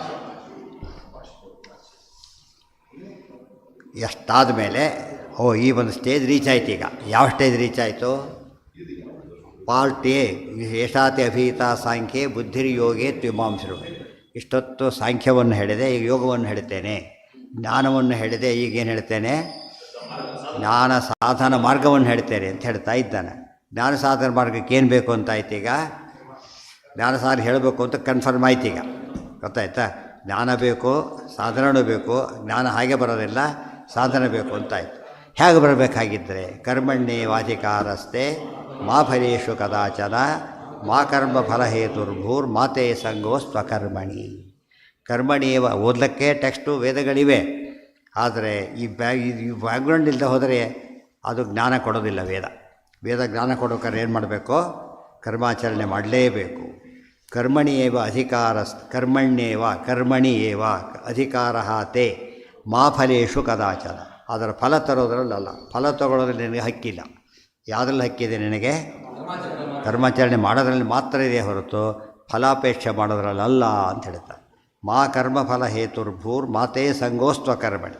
ಇದು ಎಲ್ಲರ ಅಪಾರ್ಥ ಮಾಡಿಕೊಂಡು ಮತ್ತೊಂದು ಶ್ಲೋಕ ಇದೆ. ನಿನಗೆ ಕರ್ಮ ಮಾಡೋದ್ರಲ್ಲಿ ಅಷ್ಟೇ ಅಧಿಕಾರ, ಫಲ ಕೇಳೋದ್ರಲ್ಲ ಅಂತ ಹೇಳಿದರೆ ತಕ್ಷಣ ಇರೋ ಪುಸ್ತಕಗಳೇ ಬಂದುಬಿಟ್ಟಿದೆ. ಏನಂತ? ಗೀತೆ ಎಂಬುದು ಕಾರ್ಮಿಕ ವಿರೋಧಿಯಾದ ಗ್ರಂಥ. ಕೆಲಸ ಮಾತ್ರ ಮಾಡು, ಸಂಬಳ ಕೇಳಬೇಡ ಅಂತ ಹೇಳ್ತಾರೆ. ಆದ್ದರಿಂದ ಗೀತೆ ಮಾಡಿ ಅಂತ ದೊಡ್ಡ ಪುಸ್ತಕ. ಅದು ರಿಪ್ರಿಂಟ್ ಆಗ್ತಾನೇ ಇದೆ, ಎಷ್ಟೋ ವರ್ಷದ ಪ್ರಿಂಟ್ ಆಗಿಬಿಟ್ಟು. ಗೊತ್ತಾಯ್ತಾ? ಈ ಕಮ್ಯುನಿಸ್ಟ್ಗಳಿಗೆಲ್ಲ ಅದು ಭಾರಿ ಇದು ಅಸ್ತ್ರ ಇದೆ. ಗೊತ್ತಾ? ಆ ವರ್ಕರ್ಸ್ಗೆಲ್ಲ ಸಾಮ್ಯ ತೋರಿಸ್ಬೇಕು ಅಂತ ಅವರು ವಾದ. ಅಂಥ ಹೊತ್ತಲ್ಲಿ ಏನೂ ಕೊಡಬಾರ್ದು ಅಂತ ಹೇಳಿ ಇಷ್ಟು ಬರೋದಿಲ್ಲ. ಅದಕ್ಕೆ ಗಲಾಟೆ. ಉಳಿದವ್ರ ಭಾಷೆ ಇರೋದು ಅಷ್ಟೇ. ಆದ್ದರಿಂದ ಗೀತೆಯಿಂದ ಏನಾಯಿತು? ಜಗಶೋಷಣೆ ಅದು ಒಪ್ಕೋಬೇಕಾಯ್ತು ಅವರು. ಆಚಾರ್ಯ ಗೀತೆ ಹಾಗೆ ಹೇಳಲೇ ಇಲ್ಲ. ಗೀತಾರ್ಥ ಯಾರೋ ತಪ್ಪು ಹೇಳಿದ ಮಾತ್ರಕ್ಕೆ ನೀವಂತ ತಿಳ್ಕೊಳ್ಳೋ ಕಾರಣ ಇಲ್ಲ. ಇದಕ್ಕೆ ಹಾಗೆ ಹೇಳಿಲ್ಲ ಅಂತ ಆಚಾರ್ಯ ಹೇಳ್ತಾರೆ. ಕರ್ಮಣಿಯೇವ ಅಧಿಕಾರ ತೇ ಮಾ ಫಲೇಷು ಕದಾಚನ. ಮಾ ಫಲ ಬಿಡಿಸ್ಕೋಬೇಕಾದ್ರೆ ಮಾ ಅಫಲೇಷು ನಿನಗೆ ಫಲದಲ್ಲೂ ಹಕ್ಕಿದೆ ಅಂತೇಳಿದ್ರು. ಈಗ ಹೋಯ್ತು ಆಕ್ಷೇಪ ಹೊರಟೋಯ್ತು. ಈಗ ನೀವು ಕೆಲಸ ಕೇಳಿದ್ರಿ, ಸಾಮಾನ್ಯ ಕೆಲಸ ಕೊಡಿ ಅಂತ ಕೇಳ್ತಾರೆ ಹೊರತು ಯಾರು ಸಂಬಳ ಕೊಡಿ ಅಂತ ಕೇಳೋದಿಲ್ಲ. ಕೆಲಸ ಕೊಟ್ಟು ಕೆಲಸ ಸಂಬಳ ಅರೆ ಕೆಲಸ ಕೇಳಿದ್ರೆ ಕೆಲಸ ಸಂಬಳ ಬೇರೆ ಕೊಡಬೇಕಾದ್ರೆ ಅದು ಕೇಳಿದರೆ ಕೆಲಸಕ್ಕೆ ಏನು ಅಟ್ಯಾಚ್ ಆಗಿದೆ, ಕೆಲಸಕ್ಕೆ ಸಂಬಳ ಅಟ್ಯಾಚ್ ಆಗಿದ್ದಕ್ಕೆ ಕೆಲಸ ಅಂತ ಕರೆದಿರೋದು. ಅದಕ್ಕೇ ಇವತ್ತೇನು ಮಾಡ್ಬೇಕು ನೀನೀಗ, ಸಂಬಳ ಕೇಳೋ ಹಕ್ಕಿದೆ ನಿನಗೆ, ಆದರೆ ಫಲ ಶಬ್ದಕ್ಕೆ ಅಫಲ, ಮಾ ಅಫಲೇಶು, ಫಲದಲ್ಲಿ ಹಕ್ಕಿದೆ. ಫಲ ಬಹುವಚನೆ ಆತಕ್ಕೆ 3 ಕೇಳಬೇಕು, ಜ್ಞಾನ ಭಕ್ತಿ ವೈರಾಗ್ಯ 3 ಆಯ್ತಲ್ಲ, 3 ಕೇಳೋದ್ರಲ್ಲಿ ಹಕ್ಕಿದೆ. ಬಟ್ ಉಳಿದೆಲ್ಲ ಕೇಳಕ್ಕೆ ಹೋಗೋರು, ಪುತ್ರ ಪವಿತ್ರ ಆಯುರ ಆರೋಗ್ಯ ಐಶ್ವರ್ಯ ಅಭಿವೃದ್ಧಿ ಅಂತ ಇವೆಲ್ಲ ಕೂಡ ಏನವೋ ತಪ್ಪದು, ಪೂರ್ತಿ ತಪ್ಪದು. ಕೆಲವರು ಇರ್ತಾರೆ, ನನ್ನ ಮಗನಿಗೆ ಒಂದು ಕೆಲಸ ಕೊಡು, ಅವನಿಗೊಂದು ಸ್ವಲ್ಪ ಕೊಡು, ದುಡ್ಡು ಇವರಿಗೆ ಸ್ವಲ್ಪ ಕೊಡು, ಡಿಸ್ಟ್ರಿಬ್ಯೂಟ್ ಮಾಡಿಸ್ತಾನೆ ಇರ್ತಾರೆ. ಹಾಗೆಲ್ಲ ಮಾಡೋಂಗಿಲ್ಲ. ಅದೆಲ್ಲ ಅದು ಅಫಲ. ಅಫಲ ಅಂದರೆ ಇದ್ರ ಫಲ ಅಲ್ಲ, ಇದರ ಫಲ ಅಲ್ಲ. ಕರ್ಮದ ಫಲ ನಿಜವಾಗಲೂ ಏನದು ಜ್ಞಾನನೇ. ಕೆಲಸ ಅಂತ ಕೇಳಿದರು, ಏನು ಕೊಟ್ಟರು ಅಂತ ಕೇಳಿದರು, ಪ್ರತಿಗಳಿಗೂ ಏನೋ ಸಣ್ಣದು ವಯಸ್ಸು ಕೊಟ್ಬಿಟ್ಟು ಮೊಮೆಂಟೋ ಕೊಟ್ಟು ಕಳಿಸ್ತೆ ಅಷ್ಟೇ. ಸಂಬಳಕ್ಕೆ ಅಥವಾ ಮೊಮೆಂಟೋ ಕೊಟ್ಟು ಕಳಿಸ್ಬಿಟ್ಟು ತೊಗೋತಾನೆ, ಸಂಬಳ ಕೊಟ್ಟು ಅದು ಕೊಟ್ಟರು ತೊಗೋತಾರೆ, ಬರೀ ಅದು ಕೊಟ್ಟು ಯಾರೂ ತೊಗೊಳೋದಿಲ್ಲ. ಆದ್ದರಿಂದ ಅಫಲ, ಅಫಲವನ್ನು ಕೇಳಕ್ಕೆ ಹೋಗಬೇಡ. ಇವತ್ತೆಲ್ಲ ನಾವು ಕೇಳ್ತಿರೋದೆಲ್ಲ ಅಫಲನೇ ಕೇಳ್ತಿರೋ. ನಾವು ಕೇಳೋ ಪ್ರತಿಯೊಂದು ಫಲನೂ ಏನದು ಅಫಲ, ಮುಖ್ಯ ಫಲ ಅಲ್ಲ. ಏನು ಕೇಳಬೇಕು ಅದಕ್ಕೆ ಯಾವಾಗಲೂ ಜ್ಞಾನ ಕೊಡು ಅಂತ ಕೇಳಬೇಕು. ಇನ್ನು ಸಿಂಪಲ್. ಲೋಕದ ಕೆಲಸಕ್ಕೆ ಫಲ ಧನ, ದೇವ್ರ ಕೆಲಸಕ್ಕೆ ಫಲ ಜ್ಞಾನ. ಯಾವ್ದು ದೊಡ್ಡದು ಅಲ್ಲ ರೀ. ನಮಗೆ ದುಡ್ಡು ಬೇಕು ಅಂದರೆ ಜ್ಞಾನ ಕೊಡ್ತಾನೆ ಅಂತ ಏನು ಹೇಳಬೇಕು ಅದಕ್ಕೆ? ಏನು ಹೇಳಬೇಕು? ಜ್ಞಾನದಿಂದ ದುಡ್ಡು ಬರುತ್ತೆ, ದುಡ್ಡಿಂದ ಜ್ಞಾನ ಬರಲ್ಲ. ಅದಕ್ಕೇನಂತಾರೆ? ವಿದ್ಯಾಧನಂ ಸರ್ವಧನ ಪ್ರಧಾನ. ಅದು ಧನನೇ. ವಿದ್ಯಾಧನ ಎಂಥ ಧನ ಅಂತ ಕೇಳಿದರೆ, ಇವು DD ಫಾರ್ಮ್ನಲ್ಲಿ ಕೊಟ್ಟರೆ ಹಾಗೋ ಹಾಗೆ, ಇನ್ನೊಬ್ಬರು ಒಯ್ಲಕ್ಕೆ ಬರೋಲ್ಲ, ಸೇಫ್ ಅದು. ಮತ್ತು ಸ್ಮಾಲ್ ಅಮೌಂಟ್ಗೆಲ್ಲ ಡ್ರಾ ಮಾಡಿ DD ಖರ್ಚಾರ ಬರೋಕ್ಕಲ್ಲ ಕೊನೆ ಪಕ್ಷ. ಸ್ಮಾಲ್ ಅಮೌಂಟೆಲ್ಲ ಮಾಡೋಕ್ಕೆ ಬರೋದಿಲ್ಲ, ದೊಡ್ಡ ಅಮೌಂಟ್ ಇರಬೇಕು, ಸೇಫ್ಟಿ ಇರಬೇಕು, ಎಲ್ಲ ಇರ್ತದೆ. ಮತ್ತು ಇವನಿಗೆ ಮಾತ್ರ ಬೇರೆಯವ್ರಿಗೆ ಸಿಗೋದಿಲ್ಲ ಅದು. ಇನ್ನೊಬ್ಬರು ತೊಗೊಂಡು ಇದು ದುಡ್ಡು ಯಾರು ಬೇಕಾಗಿ ಮಾಡ್ಕೊಂಡು DD ಪಿಕ್ ಪ್ಯಾಕ್ ಬಿಡಿ ಏನು ಮಾಡೋದು ತೊಗೊಂಡವ್ರು ಎಲ್ಲ ಇರೋದ್ರಿಂದ ವಿದ್ಯಾ ಫಾರ್ಮ್ನಲ್ಲಿ ಕೊಟ್ಟಾಗ ಮಕ್ಕಳಿಗೆ ಆಸ್ತಿ ಕೊಡಬೇಕಾದ್ರೂ ಕೂಡ ನಾಲೆಡ್ಜ್ ರೂಪದಲ್ಲಿ ಕೊಟ್ಟಾಗ ಅವ್ರು ಭಾರಿ ಬೆಳೀತಾರೆ. ಕ್ಯಾಶ್ ರೂಪದಲ್ಲಿ ಕೊಟ್ಟರೆ ಒಂದು ದಿವಸಕ್ಕೆಲ್ಲ ಕಳ್ಕೊಬಿಡ್ಬೋದು ಬೇಕಾದ್ರೆ. ಇವಾಗ ಜನ ಆ ರೀತಿ ಕೊಡೋಕ್ಕೆ ಟ್ರೈ ಮಾಡ್ತಾರೆ, ಆ ರೀತಿ ಟ್ರೈ ಮಾಡಬಾರ್ದು. ಯಾವಾಗಲೂ ಕೂಡ ಅವ್ನು ಸಂಪಾದನೆ ಅವ್ನು ಮಾಡ್ಕೊಳ್ಳಿ, ವಿದ್ಯೆ ಅವ್ರಿಗೆ ಕೊಟ್ಟುಬಿಟ್ರೆ ಸಂಪಾದನೆ ಅವನೇ ಮಾಡ್ಕೋತಾನೆ. ಇವತ್ತು ಆ ಕಾಲದಲ್ಲಿ ಇದ್ದಾರೆ ಭಾಳ ಜನ, ಫಾರಿನ್ಗೆ ಹೋಗಿರ್ತಾರೆ, ನಿಮ್ಮ ಆಸ್ತಿ ಪಾಸ್ತಿ ಏನೂ ಬೇಡ ನಮ್ಮ ಬಿಟ್ಬಿಡಿ ಸದ್ಯ ಅಂತ ಕೇಳ್ತಾರಲ್ಲ. ಹಾಗೆ ಯಾಕೆ? ಅಲ್ಲಿ ಜಾಸ್ತಿ ಬರುತ್ತೆ ನಮಗೆ. ನಿಮ್ಮ ಆಸ್ತಿ ತೊಗೊಂಡು ನಮ್ಮ ಬೆಲೆಯೇ ಇಲ್ಲ ಇದಕ್ಕೆ. ನೀವು ಹೇಳ್ತಾರೆ ಒಬ್ಬರು ತೊಗೊಳ್ಳೋರು, ಬೇರೆಯವ್ರು ಕೊಳ್ಳೋಕ್ಕೂ ಇಲ್ಲ, ಇದು ಮಾಡಿ ಓಡಾಡ್ತಿ. ಎಷ್ಟೋ ಜನ ಇದು ಬೆಂಗಳೂರಲ್ಲೇ 1000 ಜನ ಇದ್ದಾರಂತ. ಹೌದ್ರೆ ನಮಗೆ ನಿಮ್ಮ ಆಸ್ತಿನೂ ಬೇಕಿಲ್ಲ, ನಿಮ್ಮ ಸಹವಾಸನೂ ಬೇಕಿಲ್ಲ ಅಂತ. ಅವಾಗೇನು ಮಾಡ್ತೀರಿ? ಈ ರೀತಿ ಆಗುತ್ತೆ. ಆದರೆ ಯಾವಾಗ ಜ್ಞಾನ ಕೊಟ್ಬಿಡ್ತೀರೋ ಅವಾಗೇನು ಬಂತು ಅವರಿಗೆ? ಯಾರು ಬಂದು ಪೇಪರ್ IAS ಮಗ, ಅವರು ರಿಕ್ಷಾವಾಲ ಮಗ IAS ಆಫೀಸರು, ಎಷ್ಟು ಡಿಫ್ರೆನ್ಸ್ ಬಂತು ಅವನಿಗೂ ಈಗ. ಆ ರೀತಿ ಇವ್ರು ಎಷ್ಟು ರಿಕ್ಷಾ ಕೊಡಿಸಿರು, ನಾನು ರಿಕ್ಷಾ ಕೊಡಿಸ್ಬಿಟ್ರೆ ಅವ್ರಿಗೆ ಏನಾಗ್ತಿತ್ತು? ರಿಕ್ಷಾವಾಲ ಆಗಿಬಿಡ್ತಿತ್ತು ಅಷ್ಟೇ. ಮಗ ರಿಕ್ಷಾವಾಲ ಮಾಡೋಕ್ಕೆ ಹೋಗಬಾರ್ದು, ಹೀಗೆ ಮಾಡಿದ. ಅದು ಯಾವಾಗಲೂ ಕೂಡ ವಿದ್ಯೆ ಮಹತ್ವ ನಮಗೆ ಗೊತ್ತಿಲ್ಲ. ಲೌಕಿಕದ್ದೇ ತುಂಬ ಜನಕ್ಕೆ ಗೊತ್ತಿಲ್ಲ, ಅಧ್ಯಾತ್ಮದಂತೂ ಏನೇನೂ ಗೊತ್ತಿಲ್ಲ. ಅಧ್ಯಾತ್ಮ ವಿದ್ಯಾನ ಅಫಲ ಕೇಳಬೇಡ ಅಂತ. ಮಾ ಅಫಲೇಶು ಕದಾಚನ. ಅರ್ಥಾಚಾರ ಇರಬೇಕು, ತುಂಬ ಬರೀತಾರೆ, ನನಗೆ ಗೊತ್ತಾಗತ್ತೆ. ಮಾ ಕರ್ಮಫಲ ಹೇತುರ್ಭೂಹು. ಅದು ಅಷ್ಟಕ್ಕೆ ತೊಗೊಂಡ್ರೆ ಇನ್ನೊಂದು ರೀತಿ ಇದೆ. ಈಗ ಯಾರಿಗೋ ಒಂದು ದುಡ್ಡು ಕೊಟ್ಟಕ್ಕೆ ಒಂದು 10,000 ಡ್ರಾ ಮಾಡ್ಕೊಬ ಅಂತ ಬೇರೆ ಚೆಕ್ ಕೊಟ್ಟರು ಹೋದವನು, ಸೆಲ್ಫ್ ಚೆಕ್ಕು ಬೇರೆ ಚೆಕ್ ಕೊಟ್ಟರು ಹೋದ, ತೊಗೊಂಡು ಹೋಗ್ಬಿಟ್ಟು ಆ ಕಡೆ ದುಡ್ಡು ತೊಗೊಂಡು. ಅದು ದುಡ್ಡು ತರೋದು ಯಾತಕ್ಕೆ ಕೊಟ್ಟಿರೋದು ಚೆಕ್ ಅವಳ ಕೈಲೇ? ಆ ಚೆಕ್ ಕೊಟ್ಟಿರೋದು ಯಾತಕ್ಕೋಸ್ಕರ? ದುಡ್ಡು ತಂದು ಕೊಡ್ಲಿಕ್ಕೆ ಅಷ್ಟೇ ಹೊರತು ಅವನು ತೊಗೊಂಡೋಗ್ಲಿಕ್ಕೆ ಕೊಟ್ಟಿಲ್ಲ ಅದನ್ನು. ಮತ್ತು ಅವನಿಗೆ ಬೇರೆ ದುಡ್ಡು ಕೊಡ್ತಾರೆ ಹೋಗಿ ಬಂದಿದ್ದಕ್ಕೆ, ಅದರಲ್ಲೇ ತೊಗೊಬಾರ್ದು. ಮತ್ತೆ ಅವನು 10,000 2,000 ಇಟ್ಕೊಂಡು 8,000 ಕೊಟ್ಟಿದ್ದು ಹಾಗೆಲ್ಲ ಹೇಳಬಾರ್ದು. ಏನು ಕೊಡಬೇಕು? ಅವ್ರು ಫುಲ್ಲು ಒಪ್ಪಿಸಿಬಿಡ್ಬೇಕು. ಆ ಕೊಡೋದು ಕೊಡ್ತಾರೆ ಅಷ್ಟೇ ಹೊರತು ಅದರಲ್ಲಿ ಏನೂ ತೊಗೊಳಾಗಿಲ್ಲ ಅವನು. ಅಂದರೆ ಅವನು ಎಷ್ಟು ಮಟ್ಟಿಗೆ ಅವನಿಗೆ ಅರ್ಹತೆ ಇರೋದು, ಅವನಿಗೆ ಆಥರೈಸ್ಡ್. ಎಷ್ಟೊತ್ತೇ ಗೊತ್ತು, ಎಲ್ಲರಿಗೂ ಎಮ್ಮೆ ಬಂದಿರುತ್ತೆ. ಹಾಸ್ಟೆಲಲ್ಲೇ ಹುಡುಗರೆಲ್ಲ ಹೋಗಿರ್ತಾರೆ, ಒಂದು ಅಥಾರಿಟಿ ಲೆಟ್ರ್ ಕೊಟ್ಟು ಹೋಗಿರ್ತಾರೆ. ಆ ಥರ ಇಷ್ಟು ರಿಸೀವ್ ಎಮ್ಮೋ ಅಷ್ಟೇ, ರಿಸೀವ್ ಎಮ್ಮೋ ಅಥರೈಸ್ ಮಾಡಿಸ್ರು. ಅದೇನು ಉಪಯೋಗಿಸಾಗಿಲ್ಲ ಅವನಿಗೆ, ಇವನ ಕೈಲಿ ಕೊಡಬೇಕಷ್ಟೆ. ತುಂಬ ಜನ ಅಪಾರ್ಥ ನಾಮಿನೇಷನ್ ಅಂತ ಇರ್ತದಲ್ಲ, ತಮಗೆ ತಿಳ್ಕೊಬಿಡ್ತಾರೆ. ನಾಮಿನೇಷನ್ ಅವರಿಗೆಲ್ಲ ಕೊಟ್ಟಿರೋದು. ತೊಗೊಳಕ್ಕೊಬ್ಬನು ಬೇಕು, ತಂದು ಕೊಡ್ಲಿಕ್ಕೆ ಅಷ್ಟೇ ಹೊರತು ತಾನು ತೊಗೊಳಕ್ಕಲ್ಲ. ತುಂಬ ಜನ ಅಪಾರ್ಥ ಮಾಡ್ಕೊಂಬಿಟ್ಟು ಅದನ್ನು ನಂಬಿ ಕೊಟ್ಟೆ ಅಂತ ತಿಳ್ಕೊಂಡ್ಬಿಟ್ಟಿರ್ತಾರೆ. ತಪ್ಪು, ಮೋಸ. ಈ ಭ್ರಷ್ಟಾಚಾರದ ಒಂದು ರೀತಿ ಅದು. ಯಾರು ನಾಮಿನೇಟ್ ಮಾಡಿರ್ತಾರಲ್ಲ ಅವರು ಬಿಲ್ಲೇ ಅದ್ರ ಪ್ರಕಾರ ನಡೆಸ್ಬೇಕದು. ಹಣ ಅವ್ರಿಗೆ ಕೊಟ್ಟುಬಿಟ್ಟು ಅವ್ರು ಹೇಳಿದಂತೆ ಉಪಯೋಗಿಸ್ಬೇಕೇ ಹೊರತು ತಾನಿದು ಮಾಡೋಂಗಿಲ್ಲ. ಅದು ಇಲ್ಲವ್ರ ದುಡ್ಡು ಏನಾಗ್ತಿತ್ತು, ಅದು ಯಾರು ತೊಗೊಳಕ್ಕೆ 20 ನಾಮಿನೇಟ್ ಮಾಡಿದ್ರೆ ಅರ್ಥನೇ ಇಲ್ಲ. ಅದ್ರಾಗ ನಾಮಿನೇಟ್ ತಂದು ಕೊಡೋದು ಅಷ್ಟೇ ಅವನ ಕೆಲಸ ಹೊರತು, authorise to receive the amount ಅಷ್ಟೇ ಹೊರತು not to enjoy it or utilise it ತಂದು ಕೊಡಬೇಕಷ್ಟೆ. ಕರ್ಮಣ್ಯೇ ವಾಸಿಕಾರಸ್ತೆ ಮಾ ಫಲೇಶು ಕದಾಚನ. ಕೆಲವು ಸರಿ ತೊಗೋಬೋದು ಅಂತ ಕೇಳಿದ್ರೆ ಕದಾಚ ಯಾವಾಗಲೂ ತಗೊಳ್ಳೋ ಹಕ್ಕಿಲ್ಲ. ಯಾವ ಕಾಲಕ್ಕೂ ಅದು ಕರ್ಮಾಚರಣೆ ಮಾಡಿದವನಿಗೆ ಏನು ಮಾಡಿ ಹೇಳಿರ್ತಾರೆ ಆ ಹೇಳಿ ಕೆಲಸ ಮಾಡೋದು ಅಷ್ಟೇ ಅವನ ಕೆಲಸ ಹೊರತು ಏನು ತಗೊಳ್ಳೋದಲ್ಲ, ಫಲ ತಗೊಳ್ಳೋದಲ್ಲ. ಮಾ ಕರ್ಮ ಫಲ ಹೇತುರ್ಭೂ ಮತ್ತೆ ಹೇಳ್ತಾನೆ ಭಗವಂತ ಉಪದೇಶ ಆಗಿದೆ. ಕರ್ಮಫಲ ಹೇತು ಮಾ ಭೂ. ಕರ್ಮಫಲ ಕರ್ಮಕರಣೇ ಹೇತು. ಫಲ ನೋಡ್ಕೊಂಡು ಕರ್ಮ ಮಾಡೋ ಅಭ್ಯಾಸ ಬಿಟ್ಬಿಡು ಅಂತ ಹೇಳ್ತಾನೆ. ಫಲ ನೋಡ್ಕೊಂಡು ಕರ್ಮಾಚರಣೆ ಮಾಡಬೇಡ, ಹೇಳಿದ ಕೆಲಸ ಮಾಡಬೇಕಷ್ಟೇ. ಇಲ್ಲಿ ಕಸ ಬಿಸಾಕು ಅಂತ ಹೇಳಿದ, ಇವು ಬಿಸಾಕೋದು ಬಿಸಾಕ್ಬೇಕಷ್ಟೇ. ಬಿಸಾಕಬೇಡ, ಇಲ್ಲೇ ಇಟ್ಟಿರು ಬರೋವರೆಗೂ ಹಾಗೆ ಇಟ್ಟಿರ್ಬೇಕು ಅವನು.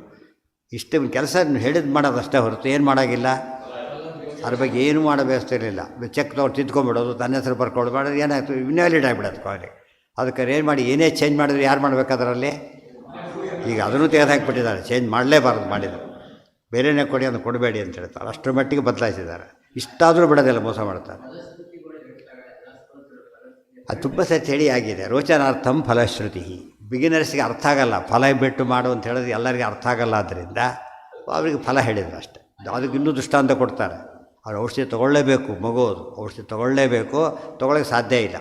ಅದಕ್ಕೇನು ಮಾಡ್ತಾರಾಗ, ಏನೋ ಕೊಡ್ತೀವಿ ಅಂತ ಹೇಳ್ತಾರೆ ಅವನಿಗೆ.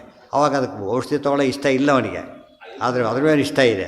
ಅವಾಗ ಗ್ಯಾರಂಟಿ ಕೊಡ್ತೀರಾ ಅಂತ ಕೇಳ್ಬಿಟ್ಟು ತೊಗೊಂಡ್ಬಿಡುತ್ತೆ, ತೊಗೊಂಡು ಸೊಟ್ಟು ಮಾಡ್ಕೊಂಡು ಹೋಗುತ್ತೆ. ಕೊಟ್ಟ ತಕ್ಷಣ ಖುಷಿಯಾಗಿಬಿಡುತ್ತೆ. ಅವ್ರು ಮೋಸ ಹೋದ್ರು ಅದ್ರ ಪ್ರಕಾರ ಗೊತ್ತಾಯ್ತಾ. ನಾನು ಜಾಣ, ಫಲ ಕೇಳಿಬಿಟ್ಟು ಎಂಜಾಯ್ ಮಾಡಿಬಿಟ್ಟೆ, ಏನೋ ಅವ್ರ ಕಾಟಕ್ಕೆ ಔಷಧಿ ಕೊಡೋದು ಅಂತೇಳಿ. ರೋಗವಾಸಿಯಾಗಿತ್ತು ಇದಕ್ಕಲ್ಲ, ಯಾವುದಕ್ಕೆ, ಔಷಧಿಗೆ. ಇದು ನಡೀತು. ಅವ್ರು 30 ವರ್ಷ ಹುಡುಗರಿಗೆ ಚಾಕ್ಲೇಟ್ ಕೊಡ್ತೀರಿ ಔಷಧಿ ಇರ್ತಾರ. ಅವ್ರು ಏನಾದ ಅವನಿಗಾಗಲೇ ಮೆಚ್ಯೂರಿಟಿ ಬಂತು ಅವನಿಗೆ. ಅದ್ಯಾರು ಹೇಳೋಕ್ಕೆ ಹೋಗೋದಿಲ್ಲ. ಇಲ್ಲಿ ಮಾತ್ರ ಮೆಚ್ಯೂರಿಟಿ ಬರಲೇ ಇಲ್ಲ. ಶಾಸ್ತ್ರದ ಅಲ್ಲಿ ಬಂತು, ಇಲ್ಲಿ ಬರಲೇ ಇಲ್ಲ. ಕೊನೆಗೆ ಯಾವಾಗ ಫಲ ಹೇಳ್ತಾನೆ ಇರಬೇಕು ಅವನಿಗೆ. ಅದಕ್ಕೆ ಫಲ ಕೇಳೋಕ್ಕೆ ಹೋಗಬಾರ್ದು. ಅವ್ರು ಫಲ ಬದಲೇ ಔಷಧಿ ಕೊಡ್ರಿ ಸಾಕು, ಫಲ ತೊಗೊಂಡು ಏನು ಮಾಡಲಿ ಅಂತ ಕೇಳಿದ್ರು. ಐ ವಾಂಟ್ ಮೆಡಿಸಿನ್ ಅಂತಾನೆ, ಇಲ್ಲಿ ಐ ವಾಂಟ್ ಸ್ವೀಟ್ ಅಂತ. ಇದು ಡಿಫರೆನ್ಸ್ ಸ್ವಲ್ಪ. ಅದಕ್ಕೆ ಬಿಗಿನರ್ಸ್ಗೆ ಅರ್ಥ ಆಗಲ್ಲ ಅಂತ ಮೊದಲೇನು ಮಾಡಿದರು, ಫಲಶ್ರುತಿ ಹೇಳಿದರು. ಅದನ್ನೇನು ಮಾಡ್ಕೊಂಡ್ರು, ಫಲಸ್ ಹೇಳಿದ್ದಾರೆ ಅಂತ ತಿಳ್ಕೊಂಡು ಉದಾಹರಣೆಗೆ ಬಡಿಸ್ತಾ ಇರ್ತಾರೆ, ತರ್ತಾರೆ. ತಂದಾಗೆಲ್ಲ ಹಾಕ್ಸ್ಕೊಂಡ್ಬಿಡ್ತೀರಾ ನೀವು? ಅದು ತಂದಿದ್ದು ಯಾತಕ್ಕೆ ತಂದಿದ್ದವರು? ಬೇಕಾದ್ರೆ ಹಾಕ್ಸ್ಕೊಳ್ಳಿ ಅಂತೇಳಿ. ನೀವೇನು ಮಾಡಬೇಕೀಗ? ಮೊದಲು ಅಗತ್ಯ ಇತ್ತು, ಆಮೇಲೆ ಅಗತ್ಯ ಇಲ್ಲ, ಹೊಟ್ಟೆ ತುಂಬ ಇತ್ತು, ಬೇಗ ಬೆದ್ದೆ ಹೇಳಕ್ಕೆ ಬಿಟ್ಟರೆ ಎದ್ದು ಬಿಡ್ತೀವಿ ಅಂತ ಹೇಳ್ತಾರೆ. ಅಷ್ಟು ಆ ಸ್ಥಿತಿ ಬರ್ತಾರೆ. ಅದೇ ತಂದ ಮೇಲೆ ಹಾಕ್ಸ್ಕೋಬೇಕು ಅಂತ ತತ್ತಾರೆ ಹಾಕ್ಸುತ್ತಾರೆ ಇದ್ದರೆ ಗತಿ ಏನು? ಫಲಶ್ರುತಿ ಯಾವಾಗಲೂ ಅಷ್ಟೇ. ಯೋಗ್ಯತೆ ತಕ್ಕಷ್ಟು ಅವಶ್ಯ ಇದ್ದಷ್ಟು ಉಪಯೋಗಿಸು. ಅವರಿಗೆ ಏನು ಬಂತು, ಓಹೋ ನಮಗೆ ಬೇಕಾದ ಫಲ ಇದೇ ಕೊಡುತ್ತೆ ಅಂದಮೇಲೆ ನಾವು ಬೇರೆ ಕಡೆ ಹೋಗೋದು ತಪ್ಪಿ ಹೋಯ್ತು. ಈಗ ಬೇರೆ ಇಲ್ಲದ ಹೀಗಾಗ್ತಿತ್ತು. ಮೋಕ್ಷ ಕೊಡಲಿಕ್ಕೆ ವಿಷ್ಣು, ಬೇರೆ ಬೇರೆ ದೇವತೆಗಳು ಅದೇ ಅಭ್ಯಾಸ ವಿಷ್ಣು ಬರ್ತಾನೆ ಇರಲಿಲ್ಲ. ಅದು ಕೂಡ ಅದಕ್ಕೆ ಈ ರೀತಿ ಹೇಳಿ ಕೊನೆಗೆ ಇದಕ್ಕೆ ಕೂಡ ಅರ್ಥ ಆಯ್ತು. ಇದು ಅದು ಕೊಟ್ಟಿದ್ದು ವಿಷ್ಣುವೇ, ಆ ಫಲ ಕೊಟ್ಟಿದ್ದು ಕೂಡ ಯಾರಲ್ಲ, ಈ ಕ್ಯಾಶಿಯರ್ ನಮಸ್ಕಾರ ಸಿಟ್ಕೊಂಡ್ಬಿಡುತ್ತೆ. ಅದಕ್ಕೆ ದುಡ್ಡು ಕೊಡಲಿ ನಲ್ಲ ಹೋಗ್ರಿ ಬೈದ್ಬಿಡ್ತಾನೆ ಅವನು. ನಮ್ದು ಹೇಳಿದೆ ಅವ್ನು ನಾನು ಕೊಡೋಕ್ಕಿದ್ದೀನಿ ಹೊರತು ಯಾವುದಕ್ಕಿಲ್ಲ. ಇಲ್ಲಿ ಎರಡು ನಮಸ್ಕಾರ ಜಾಸ್ತಿ ಕೊಡೋದು ಹೇಳಿದ್ರೆ ಕೊಡೋದಿಲ್ಲ ಅವನು. ಮೊದಲು ನಮಸ್ಕಾರ ನೀವು ಹೊರತೋಗಿ ನಮಸ್ಕಾರ ಮಾಡ್ತೀವಿ ಬೇಕಾದ್ರೆ ಅಂತಾರೆ. ಅವ್ರಿಗೆ ಗೊತ್ತು, ಅವ್ರಿಗೆ ಇದೆ ಇದರಲ್ಲಿ ಏನು ಪ್ರಯೋಜನ ಇಲ್ಲ. ಅದರಿಂದ ಆ ಬಂಧನ ಇರಬೇಕು. ನಮ್ಮ ಮುಂದೆ ಇವತ್ತು ದುಡ್ಡಿದೆ ಅಂತ ಕೇಳಿದ್ರೆ ಕ್ಯಾಶಿಯರ್ ಅಷ್ಟೇ ಹೊರತು ನಾವೇನಲ್ಲ, ಯುಟಿಲೈಸ್ ಮಾಡೋ ಹಕ್ಕು ನಮಗಿಲ್ಲ. ಯಾವ ರೀತಿ ಉಪಯೋಗಿಸ್ಬೇಕು ಅದನ್ನು? ಆ್ಯಸ್ ಪರ್ ಬಡ್ಜೆಟ್ ಅಲಾಟ್ಮೆಂಟ್ ನೋಡ್ಕೋಬೇಕಾದ್ರೆ ಅಷ್ಟು ಬಿಟ್ಟು ಬೇರೆ ಉಪಯೋಗಿಸಾಗಿಲ್ಲ ಅವನು. ಉಪಯೋಗಿಸಿದ್ರೆ ತಪ್ಪಾಗುತ್ತೆ. ಇವ್ರು ಕುಡಿದ್ಬಿಡ್ತಾರೆ, ತೊಗೊಂಡ್ಬಿಟ್ಟು ಕುಡಿಯೋಕ್ಕೆ ಬದಲು ಪ್ರಾವಿಷನ್ನೇ ಇಲ್ಲ ಕುಡಿಯೋಕ್ಕೋಸ್ಕರ. ಅದ್ರ ಮಾಡಬಾರ್ದು ಮಾಡ್ತಾನೆ ಅಂತ ಅರ್ಥ. ಉಳಿದ್ರೆ ಉಳಿಸ್ಲೂಬಾರ್ದು, ಕುಡಿಲೂಬಾರ್ದು. ಬಜೆಟ್ ಉಳಿದ್ರೆ ಅದು ಇನ್ನೊಂದು ಸೇರುತ್ತೆ ಹೊರತು ಇಬ್ಬರಿಗೆ ಸೇರಬೇಕು ಅಂತ ಅರ್ಥ ಅಲ್ಲ. ಅದಕ್ಕೆ ನಿಜವಾಗ್ಲೂ ಬಜೆಟ್ ಅಲಾಟ್ಮೆಂಟ್ ಕಾನ್ಸೆಪ್ಟ್ ಇರೋದು ಹೀಗೆ. ಎಂದೂ ನಾವು ಬೇರೆ ದುರುಪಯೋಗ ಮಾಡೋ ಹಕ್ಕು ನಮ್ಗೆ ಇಲ್ಲವೇ ಇಲ್ಲ. ಫಸ್ಟ್ ಅದನ್ನು ಮಾಡಿದರೆ ದೇವ್ರು ಏನು ಮಾಡ್ತಾರೆ, ದಾರಿದ್ರ್ಯ ಕೊಡ್ತಾರೆ. ದಾರಿದ್ರ್ಯ ಯಾತಕ್ಕೆ ಬಂತು ಅವನಿಗೆ? ಮಿಸ್ಯೂಸ್ ಮಾಡಿದ್ದಕ್ಕೆ ದಾರಿದ್ರ್ಯ ಬಂತು. ಗ್ರಾಂಟ್ ನಿಲ್ಲಿಸ್ಬಿಟ್ರು. ನಿಲ್ಲಿಸಿದ್ದಕ್ಕೆ ಏನು ಮಾಡಬೇಕೀಗ? ಇಲ್ಲ, ಡಿಪಾರ್ಟ್ಮೆಂಟ್ ಖಾಲಿ ಕ್ಲೋಸ್ ಆಗ್ತಾ ಬಂತು. ಸರಿಯಾಗಿ ಉಪಯೋಗಿಸ್ತಾ ಏನು ಮಾಡ್ತಾರಾಗ ಕೊಡ್ತಾರೆ. ಇನ್ನು ಕೆಲವು ಮಿಸ್ಯೂಸ್ ಮಾಡೋರು, ಕೆಲವರು ಯೂಸೇ ಮಾಡೋದಿಲ್ಲ. ಇಬ್ಬರು ಡೇಂಜರ್. ಮಿಸ್ಯೂಸ್ ಮಾಡಿದ್ರು ಅವ್ರಿಗೆ ಅಪಾಯ, ಯೂಸ್ ಮಾಡದೆ ಹೋದರೂ ಅವ್ನ ಮೇಲ್ಸತ್ ಕೇಳ್ತಾರೆ. ಆಮೇಲೆ ಅವನ್ನ ಆ್ಯಕ್ಷನ್ ತೊಗೋತಾರೆ. ಕೊಟ್ಟಿರೋದು ಯಾತಕ್ಕೆ ತೆರಿಗೆ ಅಂತ ಕೇಳ್ತಾರೆ. ಆ್ಯಕ್ಚುಲಿ ಜಾಸ್ತಿ ಯಾವಾಗ ಕೊಡ್ತಾರೆ ಗೊತ್ತಾ ಗ್ರಾಂಟ್ನ? ಎಲ್ಲ ಉಪಯೋಗಿಸ್ಬಿಡ್ತಾರೆ, ಮತ್ತೆ ಕೇಳ್ತಾರೆ. ಆವಾಗ ಗ್ರಾಂಟ್ ನೆಕ್ಸ್ಟ್ ಟೈಮ್ ಜಾಸ್ತಿ ಎನ್ಹಾನ್ಸ್ ಮಾಡಿಬಿಡ್ತಾರೆ. ಯಾತಕ್ಕೆ? ಸರಿಯಾಗಿ ಉಪಯೋಗಿಸ್ತಾರೆ. ಅದಕ್ಕೆ ಯಾವಾಗಲೂ ಕೂಡ ದಾನ ಮಾಡಲು ದುಡ್ಡಿರೋ ಹಾಗೆ ಮಾಡದೇ ದುಡ್ಡಿರೋದಿಲ್ಲ. ತಿಳಿತಾ? ದಾನ ಮಾಡೋದು ದುಡ್ಡು ಬರ್ತಾನೆ ಇರ್ತದೆ, ತಾನು ನಡೀತಾನೆ ಇರ್ತದೆ. ಅದು ಗೌರ್ಮೆಂಟ್ ಪಾಲಿಸಿ. ಅದು ಗೌರ್ಮೆಂಟ್ ಪಾಲಿಸಿ ಇರೋದೇ ಹಾಗೆ. ಖರ್ಚು ಮಾಡಿದರೆ ಮಾತ್ರ ಅವ್ರು ಗ್ರಾಂಟ್ ಕೊಡ್ತಾರೆ, ಹೆಚ್ಚು ಮಾಡ್ತಾರೆ. ಎರಡೆರಡು ಕೊಡೋದೊಂದು, ಅಷ್ಟೇ ಸರಿಯಾಗಿ ಮಾಡಿದ್ರೆ ಅಷ್ಟೇ ಕೊಡ್ತಾರೆ. ಹೆಚ್ಚು ಉಪಯೋಗಿಸಿದ್ರೆ ಹೆಚ್ಚು ಕೊಡ್ತಾರೆ. ಅದಕ್ಕೆ ತಕ್ಕಂತೆ ಕೊಡ್ತಾರೆ. ಅದು ಒಂದು ಸರ್ತಿ ಅಭ್ಯಾಸ ಮಾಡ್ಕೋಬೇಕಾದ್ರೆ ಸುಮ್ಮನೆ ಟ್ರೈಲಿಗೆ ಕೊಟ್ಟು ನೋಡಿ ಅದು ಫ್ಯಾಕ್ಟ್ ಅನುಭವಕ್ಕೆ ಬಂದುಬಿಡುತ್ತೆ ತಕ್ಷಣ. ದುಡ್ಡು ಇವತ್ತು ಹಣ ಇಟ್ಕೊಂಡು ಕೂತಿದ್ದಾನೆ, ಬೆಳೆಯೋದಿಲ್ಲ. ಇನ್ವೆಸ್ಟ್ ಮಾಡ್ತಾನವ ಬೆಳೆಯುತ್ತೆ. ದಾನ ಅಂದರೆ ಏನು ಗೊತ್ತಾ? ಇನ್ವೆಸ್ಟ್ಮೆಂಟ್ ಅಂತ ಅರ್ಥ, ಕೊಟ್ಟು ಕೈ ಮುಗಿಯೋದಲ್ಲ, ಇನ್ವೆಸ್ಟ್ಮೆಂಟ್ ಅಂತ ಕರೀತಾರೆ. ಅದನ್ನ ಅರ್ಥ ಮಾಡಿಕೊಂಡ್ರೆ ಆಗ ದಾನದ ಕಾನ್ಸೆಪ್ಟ್ ತಪ್ಪು ಹೇಳಿ ಹೇಳಿ ಏನಾಗಿಬಿಡುತ್ತೆ ಅದು ಕೊನೆಗೆ, ಇವನೇ ಕೊಡಿ, ಇವಾಗ ನಾನೇ ಕೊಡೋಕೆ ಸುಮ್ಮನೆ ಅವ್ರು ದುಡ್ಡಿಲ್ಲ ಲೆಟ್ಟೆ ಮಾರನ ಅಂತ ಹೇಳ್ತಾರೆ. ನಮಗೋಸ್ಕರ ಮಾಡೋದ್ರಿಂದ ನಾವು ನಮ್ಮ ರೋಲ್ ಬರುತ್ತೆ, ಅದು ನಮಗೆ ವಾಪಸ್ ಬರೋದು, ಅದು ವಿತ್ ಇಂಟ್ರೆಸ್ಟ್ ವಾಪಸ್ ಬರೋದು.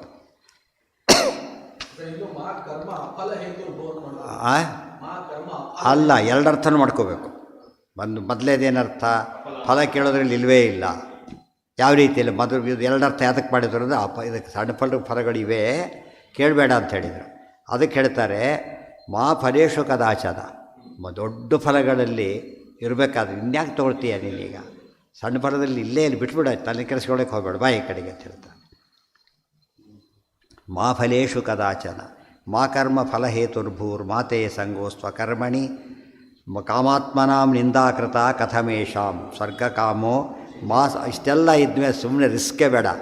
ಕರ್ಮ ಬಿಟ್ಟುಬಿಡ್ತೇನೆ ಅಂದರೆ ಮಾಡೋಂಗಿಲ್ಲ. ಕೆಲಸ ಬಿಟ್ಟು ಬಂದ ಮನೆ ಖುಷಿ ಆಯಿತು, ನಾಳೆ ಫ್ರೀ ದುಡ್ಡು ಇಲ್ಲ, ಒಂದೇ ತಾರೀಕು ಬಂದಾಗ ಅಯ್ಯೋ ವಜಿತ ಆಗುತ್ತೆ ಅಂತೇಳಿ ಸಿಟ್ಟು ಬಂತು, ಜಗಳ ಆಡ್ದೆ, ಕೆಲಸ ಏನು ಮಾಡಿ ಬಂದುಬಿಟ್ಟು ಜೋರಾಗಿ ಹೇಳ್ಕೊಳ್ಳೋ I resign to my job ಅಂತ ಹೇಳ್ಬಿಟ್ಟು ಉಳಿದು ಚಪ್ಪಾಳೆ ಹಾಕಲ್ಲ ಬೈಯೋದು ಹಾಕ್ತಾರೆ, ಚಪ್ಪಾಳೆ ಹಾಕಲ್ಲ ತಾಳೆ ಕೆನ್ನೆ ಹಾಕ್ತಾರೆ. ಯಾಕೆ ನಾಳೆ ಏನು ಮಾಡ್ತೀವಿ, ಯಾಕೆ ಅದಕ್ಕೆ ಏನು ಸಂಬಂಧ ಅಂತ ಕೇಳಿದರೆ, ಕೆಲಸದಿಂದನೇ ದುಡ್ಡು ಬರ್ತಿತ್ತು ನಿನಗೀಗ, ಗೊತ್ತಾಯ್ತಾ?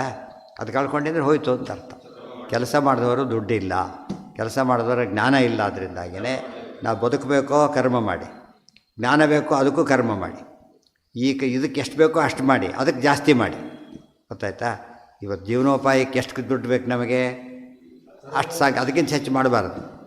ಕೆಲವರು ಇರ್ತಾರೆ, ವರ್ಣ ಮಾಡಿದ್ದೇನೆ, ಅದು ಉಪಯೋಗಿಸ್ತಾರೆ. ಯೋಚನೆ ಮಾಡಿ, ಒಂದು ಸಿಂಪಲ್ ಲಾಜಿಕ್, ಬಡಿಸ್ಕೋಬೇಕಾದ್ರೆ ಇನ್ನು ಕೇಳಬೇಕಾದ್ರೆ ತಿನ್ನಬೇಕನ್ನ ತಿನ್ನಲಿಕ್ಕೆ ಸಾಧ್ಯವಾಗೋದಾದರೆ ಮಾತ್ರ ನಾವು ಹೇಗೆ ಹಾಕಿಸ್ಕೋಬೇಕು ಹಾಗೆ ತಾವು ಉಪಯೋಗಿಸೋಕ್ಕೆ ಸಾಧ್ಯವಾಗೋದಿದ್ದರೆ ಮಾತ್ರ ದುಡ್ಡು ತೊಗೋಬೇಕು. ಹೊರತು ಏನು ಮಾಡಬಾರ್ದು, ಆ ಕಡೆ ಹೋಗಬಾರ್ದು. ಹಿಂದೆ ಹೇಳಿದ್ದೆ ಒಂದು ಸಲ, ಭಾಳ ಹಿಂದಿನ ಕತೆ ಯಾರೋ ಬರೀತಾರೆ, 2.5 ರೂಪಾಯಿ ಕೊಟ್ಟಿದ್ರಂತೆ ಯಾರಿಗೋ ಒಬ್ಬರಿಗೆ, ಎಷ್ಟೋ ವರ್ಷದ 1 ವರ್ಷ ಕೊಟ್ಟರಂತೆ, ನೆಕ್ಸ್ಟ್ ಇಯರ್ ಮತ್ತೆ 2.5 ಕೊಡಬೇಕು. ಹೋದ ವರ್ಷ ಕೊಟ್ಟಿದ್ದು ಹಾಗೆ ಇದೆ, ತೊಗೋತಾರೆ. ಹೋದ ವರ್ಷ ಕೊಟ್ಟು ಖರ್ಚಾಗಿ ಅಂಥ ಕಾಲ ಇತ್ತು. ಇವತ್ತು ಎಷ್ಟು ಇದ್ರೂ ಒಂದು ದಿವಸಕ್ಕೆ ಖರ್ಚಾಗೋಗ್ಬಿಡುತ್ತೆ. 1 ನೋಟ್ ಹೊರಗೆ ಹೋಗಿ ಬಂದ ಅಂದರೆ ಮುಗೀತು. ಕಾಲ ಎಷ್ಟು ಬದಲಾಗಿದೆ. ಮತ್ತು ಇದೇನು 1000 ವರ್ಷದಿಂದ ಕಥೆ ಅಲ್ಲ ಇದು, ಬರೀ ಒಂದು 79 ವರ್ಷದಿಂದ ಕಥೆಯಲ್ಲಿ ಇಷ್ಟು ಚೇಂಜಸ್ ಆಗೋಗ್ಬಿಟ್ಟಿದೆ. ಆದ್ದರಿಂದ ಎಂದೂ ಕೂಡ ಅದು ಉಪಯೋಗಕ್ಕೆ ಬರೋದಿಲ್ಲ. ಯಾವ ಕಾಲಕ್ಕೆ ಕೂಡ ಕೆಲಸ ಬಿಡ್ಲಿಕ್ಕೆ ಹೋಗಬಾರ್ದು ಅಂಥೇಳಿ ಯಾವುದೋ ಕೆಲಸ ಮಾಡಬಾರ್ದು. ಮತ್ತು ಕೆಲಸ ಮಾಡಿ ಏನೋ ಕೇಳಕ್ಕೆ ಹೋಗಬಾರ್ದು. ಕೆಲಸಕ್ಕೆ ನಮ್ಮ ಪುಸ್ತಕ ಬರೋದು ಯಾರು ಇಟ್ಕೊಂಡಿರ್ತೀವಲ್ಲ, ಅವನು ಮೋಸ ಮಾಡ್ತಿರ್ತಾರೆ. ಕೆಲಸಕ್ಕೆ ಬಂದು ಒಂದೇ ದಿವಸ ಆಗಿದೆ ಗೊತ್ತಾ, ಅವನು ನೆಕ್ಸ್ಟ್ ಡೇ ಏನು ಮಾಡಿದ್ದಾನಾಗಲೇ, ಫಸ್ಟ್ ಡೇ ಕೆಲಸಕ್ಕೆ ಬಂದವನು ಎಷ್ಟು ಬುದ್ಧಿವಂತ ಇರಬೇಕು. ಅವನು ಸೀದಾ ಹೋದ, ಎಲ್ಲದ ಪುಸ್ತಕ ಇಟ್ಟಿದ್ದು ಒಂದು ಜನ ಆಗಿಲ್ಲ, ಬಾಡಿಗೆ ಬಂದಿದ್ದ ಪುಸ್ತಕ ಇಟ್ಟ, ತರ್ಲಕ್ಕೆ ಹೋದವನು ಏನು ಮಾಡ್ದ, ತನ್ನ ಬ್ಯಾಗ್ ಒಯ್ದ ಜೊತೆಗೆ, ಆ ಬ್ಯಾಗ್ದಲ್ಲಿ ಪುಸ್ತಕಗಳನ್ನ ಹಾಕ್ಕೊಂಡ. ನಾವು ಹೇಳಿದ ಪುಸ್ತಕ ಜೊತೆ ಆ ಪುಸ್ತಕ ತಂದು ಯಾತಕ್ಕೆ ಅಂತ ಕೇಳಿದರೆ, ಅವನ ಉದ್ದೇಶ ದಾರಿಲಿ ಎಲ್ಲ ಬಿಡಬೇಕು ಅಂತೇಳಿ ಸಿಕ್ಕಾಕೊಂಡ್ಬಿಟ್ಟೆ ಕೊನೆಗೆ. ಅದ್ಯಾಕೆ ತೊಗೊಂಡು ಉತ್ತರ ಇಲ್ಲ ಅದಕ್ಕೆ. ನಾನು ಹೇಳಿದ್ದಿಷ್ಟೇ, ಅದ್ರ ಯಾಕೆ ತೊಗೊಂಡಿಯಪ್ಪ ನೀನೀಗ, ಅರ್ಥ ಆಯ್ತಾ? ಅದು ಒಂದು ದಿವಸದಲ್ಲೇ ತಾನು ಒಳಗೆ ಮಾಡ್ಕೊಳ್ಳೋಕ್ಕೆ ಆ ಥರ ಬೇಕಾದ್ರೆ ಮಾಡಿದಾರಾಗಲೇ ಎಷ್ಟೋ ಜನ. ಮಾಡ್ಲಿಕ್ಕೆ ಅಂತ ಕೊಟ್ಟರೆ ತುಂಬ ಇದಾಗ ನೋಡ್ಕೊಳ್ಳೋದು ಕಷ್ಟ ಆಗುತ್ತೆ. ಅವ್ರು ಫೇತ್ಫುಲ್ಲಾಗಿಲ್ದವ್ರು ಎಷ್ಟೋ ಪುಸ್ತಕ ಹೋಗಿಬಿಡುತ್ತೆ, ಹೋಗ್ತಾರೆ, ಖರ್ಚಾಗಲಿಲ್ಲ ಅಂತ ಹೇಳ್ತಾರೆ, ಕೆಳಗೊಂದು ಏನೋ ಬರ್ತಾ ಎಷ್ಟು ಅದರೇ ಬುದ್ಧಿ ಸರಿಯಾಗಿ ಉಪಯೋಗಿಸಿದ್ರೆ ಎದ್ದಂತೆ ಕೆಲಸ ಮಾಡೋದು. ಈ ರೀತಿ ಮಾಡ್ತಾರೆ. ಆ ರೀತಿ ಮಾಡ್ಲಿಕ್ಕೆ ಹೋಗಬೇಡಿ, ಭಗವಂತ ಅದನ್ನು ಹೇಳ್ತಾರೆ, ಅದು ತಪ್ಪು. ಫಲ ತಗೋ. ನೀವು ವ್ಯಾಪಾರ, ಒಂದು ಪುಸ್ತಕನೇ ವ್ಯಾಪಾರ ಆಗಲಿಲ್ಲ, ಪುಸ್ತಕ ಕಳಿಸಿದ್ದ, ವಾಪಸ್ ತಂದು ಕೊಟ್ಟ, ಅವ್ರಿಗೇನು ದುಡ್ಡು ಕೊಡೋದಿಲ್ಲ ಅಂತ ಹೇಳೋದಿಲ್ಲ. ಒಂದು ದಿವಸ ದುಡ್ಡು ಕೊಟ್ಬಿಡ್ತಾರೆ. ಅದಕ್ಕೆ ಅವನ ಕೆಲಸ ಅವ್ನು ಮಾಡಿದ್ದಾನೆ ಅಷ್ಟೇ. ಒಂದು ದಿವಸ ಎಲ್ಲ ಖರ್ಚಾಗೋಯ್ತು, ಹೆಚ್ಚು ಕೇಳಬಾರ್ದು. ಅವನು ಅವತ್ತು ಹೇಗೆ ಇಸ್ಕೊಂಡ, ಇವತ್ತು ಕೇಳೋ ಹಕ್ಕಿ ಅವನಿಗಿಲ್ಲ. ಅರ್ಥ ಆಯ್ತಾ? ಈ ರೀತಿ ಮಾಡಿದರೆ ಯಾವ ಸಮಸ್ಯೆ ಬರೋದಿಲ್ಲ. ಅದನ್ನೆಲ್ಲ ಬಿಡಿಸ್ಕೋಬೇಕಾದ್ರೆ ಮಾ ಫಲೇಶು ಕದಾಚನ ಮಾ ಕರ್ಮ ಫಲಹೇತುರ್ಭೂರ್ ಮಾತೇ ಫಲಕ್ಕೋಸ್ಕರ ಕರ್ಮ ಮಾಡೋ ಅಭ್ಯಾಸ ಬಿಟ್ಬಿಡು ಅಂತ ಹೇಳ್ತಾರೆ. ಆ ಕಾನ್ಸೆಪ್ಟೇ ಇಟ್ಕೋಬೇಡ. ಮಾತೇ ಸಂಗೋಸ್ತು ಅಕರ್ಮಣಿ, ಮಾತೇ ಸಂಗೋಸ್ತು ಅಕರ್ಮಣಿ. ಇವತ್ತು ನಮ್ಮ ಹಿಂದಿನ ಕಾಲಕ್ಕೆ ಏನು ಮಾಡ್ತಿದ್ರು ಗೊತ್ತಾ, ರಾತ್ರಿ ಸಂಧ್ಯಾವನೆ ಅಂದರೆ ಸೂರ್ಯಾಸ್ತ ಅವೆಲ್ಲ ಇಲ್ಲ.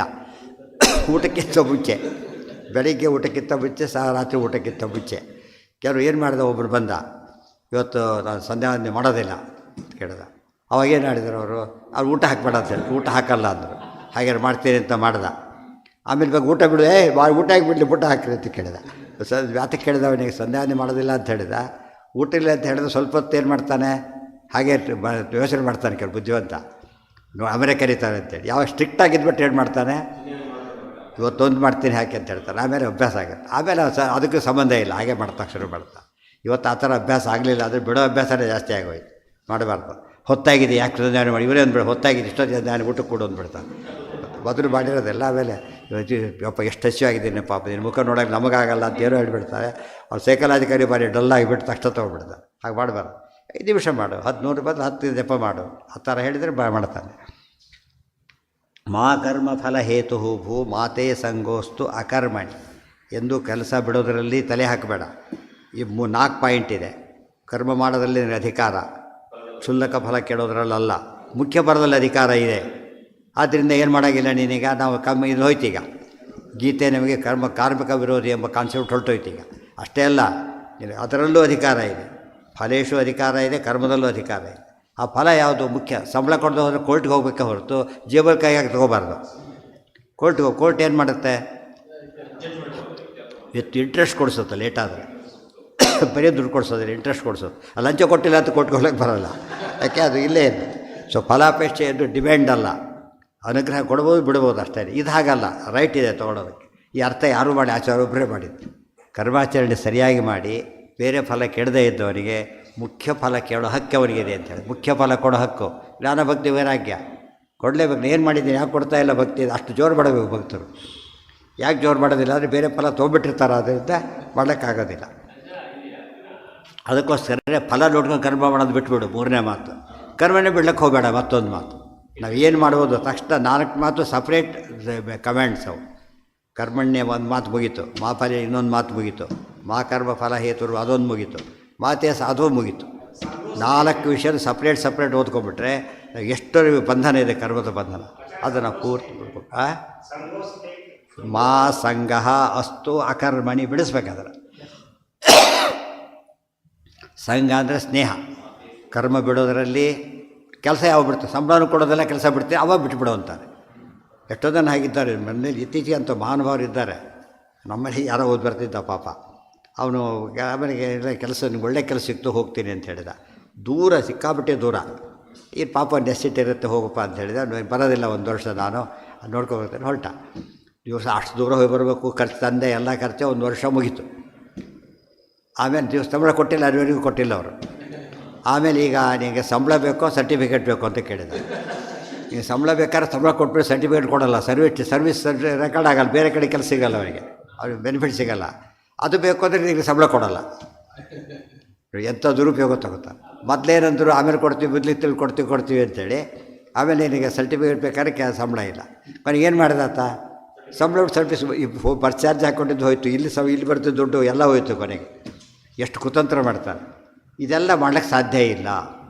ಇವ್ರಿಗೆ ಹೇಗೆ ನೀನು ಕೇಳೋ ಹಕ್ಕು ನಿನಗಿದೆಯಾ ಅಂತ ಹೇಳ್ತಾರೆ. ಕೊಡೋ ಕರ್ತವ್ಯ ಅವನಿಗಿದ್ದೇ ಇದೆ. ಅವ್ನು ಕೊಡಲೇಬೇಕು, ಕೊಟ್ಟೇ ಕೊಡ್ತಾನೆ. ಕೊಡೋರು ತಾನೇ ಪರಮಾತ್ಮ. ನಾನು ಕೊಡೋದು ಯಾರು ಕೊಟ್ಟೇ ಕೊಡ್ತೀನಿ. ನನ್ನ ಬಗ್ಗೆ ನಿರ್ದೋಷನಾದರೆ ಗ್ಯಾರಂಟಿ ಕೊಡ್ತಾನೆ. ನೀನು ಸದೋಷಿ ಆದ್ದರಿಂದ ಫಲಕ್ಕೋಸ್ಕರ ಕೆಲಸ ಮಾಡೋ ಅಭ್ಯಾಸ ಬಿಟ್ಟುಬಿಡು. ಆದರೆ ಫಲ ಬೇಡ ಎಂಬ ಕಾರಣಕ್ಕೆ ಕರ್ಮ ಬಿಡಲಿಕ್ಕೂ ಹೋಗಬೇಡ. ಇದು ನಮಗೆ ಎಲ್ಲಿ ಅರ್ಥ ಆಗೋದು ಗೊತ್ತಾ, ವಾರ್ ಡಿಕ್ಲೇರ್ ಆಯಿತು, ಎಲ್ಲ ರಿಸೈನ್ ಮಾಡಿಬಿಟ್ರು, ಆರ್ಮಿ ಎಲ್ಲ ನಮ್ಮ ಮನೆಗೆ ಹೋಗ್ತೀವಿ ಅಂತೇಳಿ. ಏನಂತಾರೆ ಅವರು, ಕೊನೆಗೆ ಎಲ್ಲಿ ಬಂದರು ಗೊತ್ತಾ, ಸಂಬಳ ಬೇಡ ಬಿಟ್ಟುಬಿಡಿ ಅಂತ ಹೇಳಿದ್ರು. ನೋಡು, ಸಂಬಳ ಇಲ್ಲಿ ಕೆಲಸ ಮಾಡು, ಓದೋದ್ರೆ ಸಂಬಳ ಅಲ್ಲ, ಜೀವನ ತೆಗಿತೀವಿ ಅಂತ ಹೇಳ್ತಾರೆ. ಯಾತಕ್ಕೆ ಅದು ಅಪಾಯಿಂಟ್ ಮಾಡಿಕೊಂಡ್ರೆ ಸಂಬಳ ತೊಗೊಳಕ್ಕಲ್ಲ. ಯಾತಕ್ಕೆ, ದೇಶ ರಕ್ಷಣೆಗೋಸ್ಕರ. ಆ ಕೆಲಸ ಬಂದ ಕಾಲಕ್ಕೆ ನೀನೀಗ ರಜೆ ಹೋಗಿದ್ದರೂ ವಾಪಸ್ ಬರಬೇಕು ಅವರು. ಈ ರಜೆ ಅಪ್ಲೈ ಮಾಡೋಂಗಿಲ್ವೇ ಇಲ್ಲ. ಈ ಸಣ್ಣ ಕೊರೋನಾ ಬಂದಾಗಲೇ ಎಷ್ಟು ಜನ ರಜೆ ಕ್ಯಾನ್ಸಲ್ ಮಾಡಿದ್ರು ಗೊತ್ತಲ್ಲ. ಮೆಡಿಕಲ್ ಇವರಿಗೆಲ್ಲ ರಜೆ ಕ್ಯಾನ್ಸಲ್ ಮಾಡಿದರು ಪಾಪ. ಯಾಕಂದರೆ ನೆಸಿಟಿ ನಿಜವಾಗ್ಲಿರೋದು ಈಗ ಅಂತೇಳಿ. ಇಲ್ಲ ಅಂತ ಹೇಳಾಗ ಇಲ್ಲಿವ್ರು ಎಷ್ಟು ಜನ ಸತ್ರು ಪಾಪ ಹೋದಾಗ. ಏನು ಮಾಡ್ಲಿಕ್ಕೆ ಬರೋದಿಲ್ಲ. ಅದೊಂಥರ ವಾರ್ ಫುಟಿಂಗ್ ಬೇಸಿಸ್ ಮೇಲೆ ನಡಿಬೇಕಾದ ಕೆಲಸ ಅದು. ಇದೆಲ್ಲ ಯೋಚನೆ ಮಾಡಿದರೆ ಅದಕ್ಕೆ ನೀವು ಫಲ ಇಲ್ಲ ಅಂತೇಳಿ ಕೆಲಸ ಬಿಡ್ಲಿಕ್ಕೆ ಹೋಗಬೇಡ. ಆನರ್ಯಾಗಿ ಮಾಡಬೇಕಾದ್ರೆ ಫಲ ಬಿಡೋದಕ್ಕೆ ನಿಮಗೆ ಹಕ್ಕಿದೆ, ಕೆಲಸ ಬಿಡೋ ಹಕ್ಕಿಲ್ಲ ಅಂತ ಹೇಳ್ತಾರೆ. ಫಲ ಬೇಕಾದ್ರೆ ಬಿಟ್ಬಿಡು, ಆದರೆ ಕೆಲಸ ಮಾಡೋ ಹಕ್ಕಿಲ್ಲ. ಅದು ಯಾರು ಫ್ರೀ ಮಾಡ್ತೀವಿ ಅಂತ ಕೆಲಸ ಕೆಡಿಸಿಬಿಡ್ತಾರಲ್ಲ, ಒಂದೇ ಸರ್ ತಡ್ಕೋತಾರೆ. ಫ್ರೀ ಮಾಡ್ತಾನೆ ಪಾಪ, ಅವ್ನು ಇದು ಮಾಡಬಾರದು. ಫೈನ್ ಹಾಕಿ ದುಡ್ಡೇ ತೊಗೊಂಡಿಲ್ಲ ಫೈನ್ ಹಾಕ್ಲಿಕ್ಕೆ ಅವನಿಗೆ. ಅದೇ ಮಾಡೋದಾದರೆ ಈ ಕೆಲಸಗಳು ಹೋಗೋ ಕಡೆ ಅಂತ ಹೇಳಿದ. ಆಕಸ್ಮಿಕ ಕೆಡಿಸಿದರೆ ಅದಕ್ಕೆ ಜೋರು ಮಾಡಲ್ಲ. ಅದಕ್ಕೆ ಆನರಿ ಜಾಬಿಗೆ ಸ್ವಲ್ಪ ರೆಸ್ಪೆಕ್ಟ್ ಇರುತ್ತೆ. ಆದರೆ ಅದು ಮಿಸ್ಯೂಸ್ ಮಾಡಿಕೊಂಡ್ರೆ ಮಾತ್ರ ಅದಕ್ಕೂ ಆ್ಯಕ್ಷನ್ ತೊಗೊಂಡೇ ತಗೋತಾರೆ.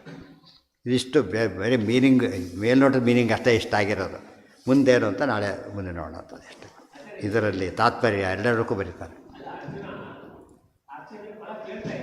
ಯಾಕೆ ಕೇಳಿಲ್ವ ಈಗ? ಏನು ಹೇಳಿದಾತ ಈಗ? ನನಗೆ ರಾಜ್ಯ ಬೇಕಾಗಿಲ್ಲ, ಫಲ ಬೇಡ ಅಂತ ಹೇಳಿಲ್ಲ. ಈಗ ಗಿಮ್ನೋ ರಾಜ್ಯ ಏನೋ ಗೋವಿಂದ ಗಿಂಫ ಎಲ್ಲ ರಾಜ್ಯ ತೊಗೊಂಡು ನಾನೇನು ಮಾಡಲಿ ಅಂತ ಕೇಳಿದ. ರಾಜ್ಯ ಬಿಟ್ಟುಬಿಡು, ಯುದ್ಧ ಮಾಡು ಅಂತ ಹೇಳಿದ. ರಾಜ್ಯ ಬೇಡ ಅದಲ್ಲ, ರಾಜ್ಯ ಬಿಟ್ಬಿಡು. ಅದು ಯುದ್ಧ ಬಿಡ್ಲಿಕ್ಕೆ ಸಾಧ್ಯ ಇಲ್ಲ. ತಿಳಿತಾ? ಇದು ಇಂಪಾರ್ಟೆಂಟ್. ಅರ್ಜುನ ಕೇಳಿದ ಮಾತಿಗೆ ಉತ್ತರ ಕೊಡ್ತಿರೋದು. ಅರ್ಜುನ ಕೇಳಿದ ಸಾಂಕೇತಿಕ, ನಾವೆಲ್ಲ ಕೇಳೋದು ಹಾಗೇನೆ.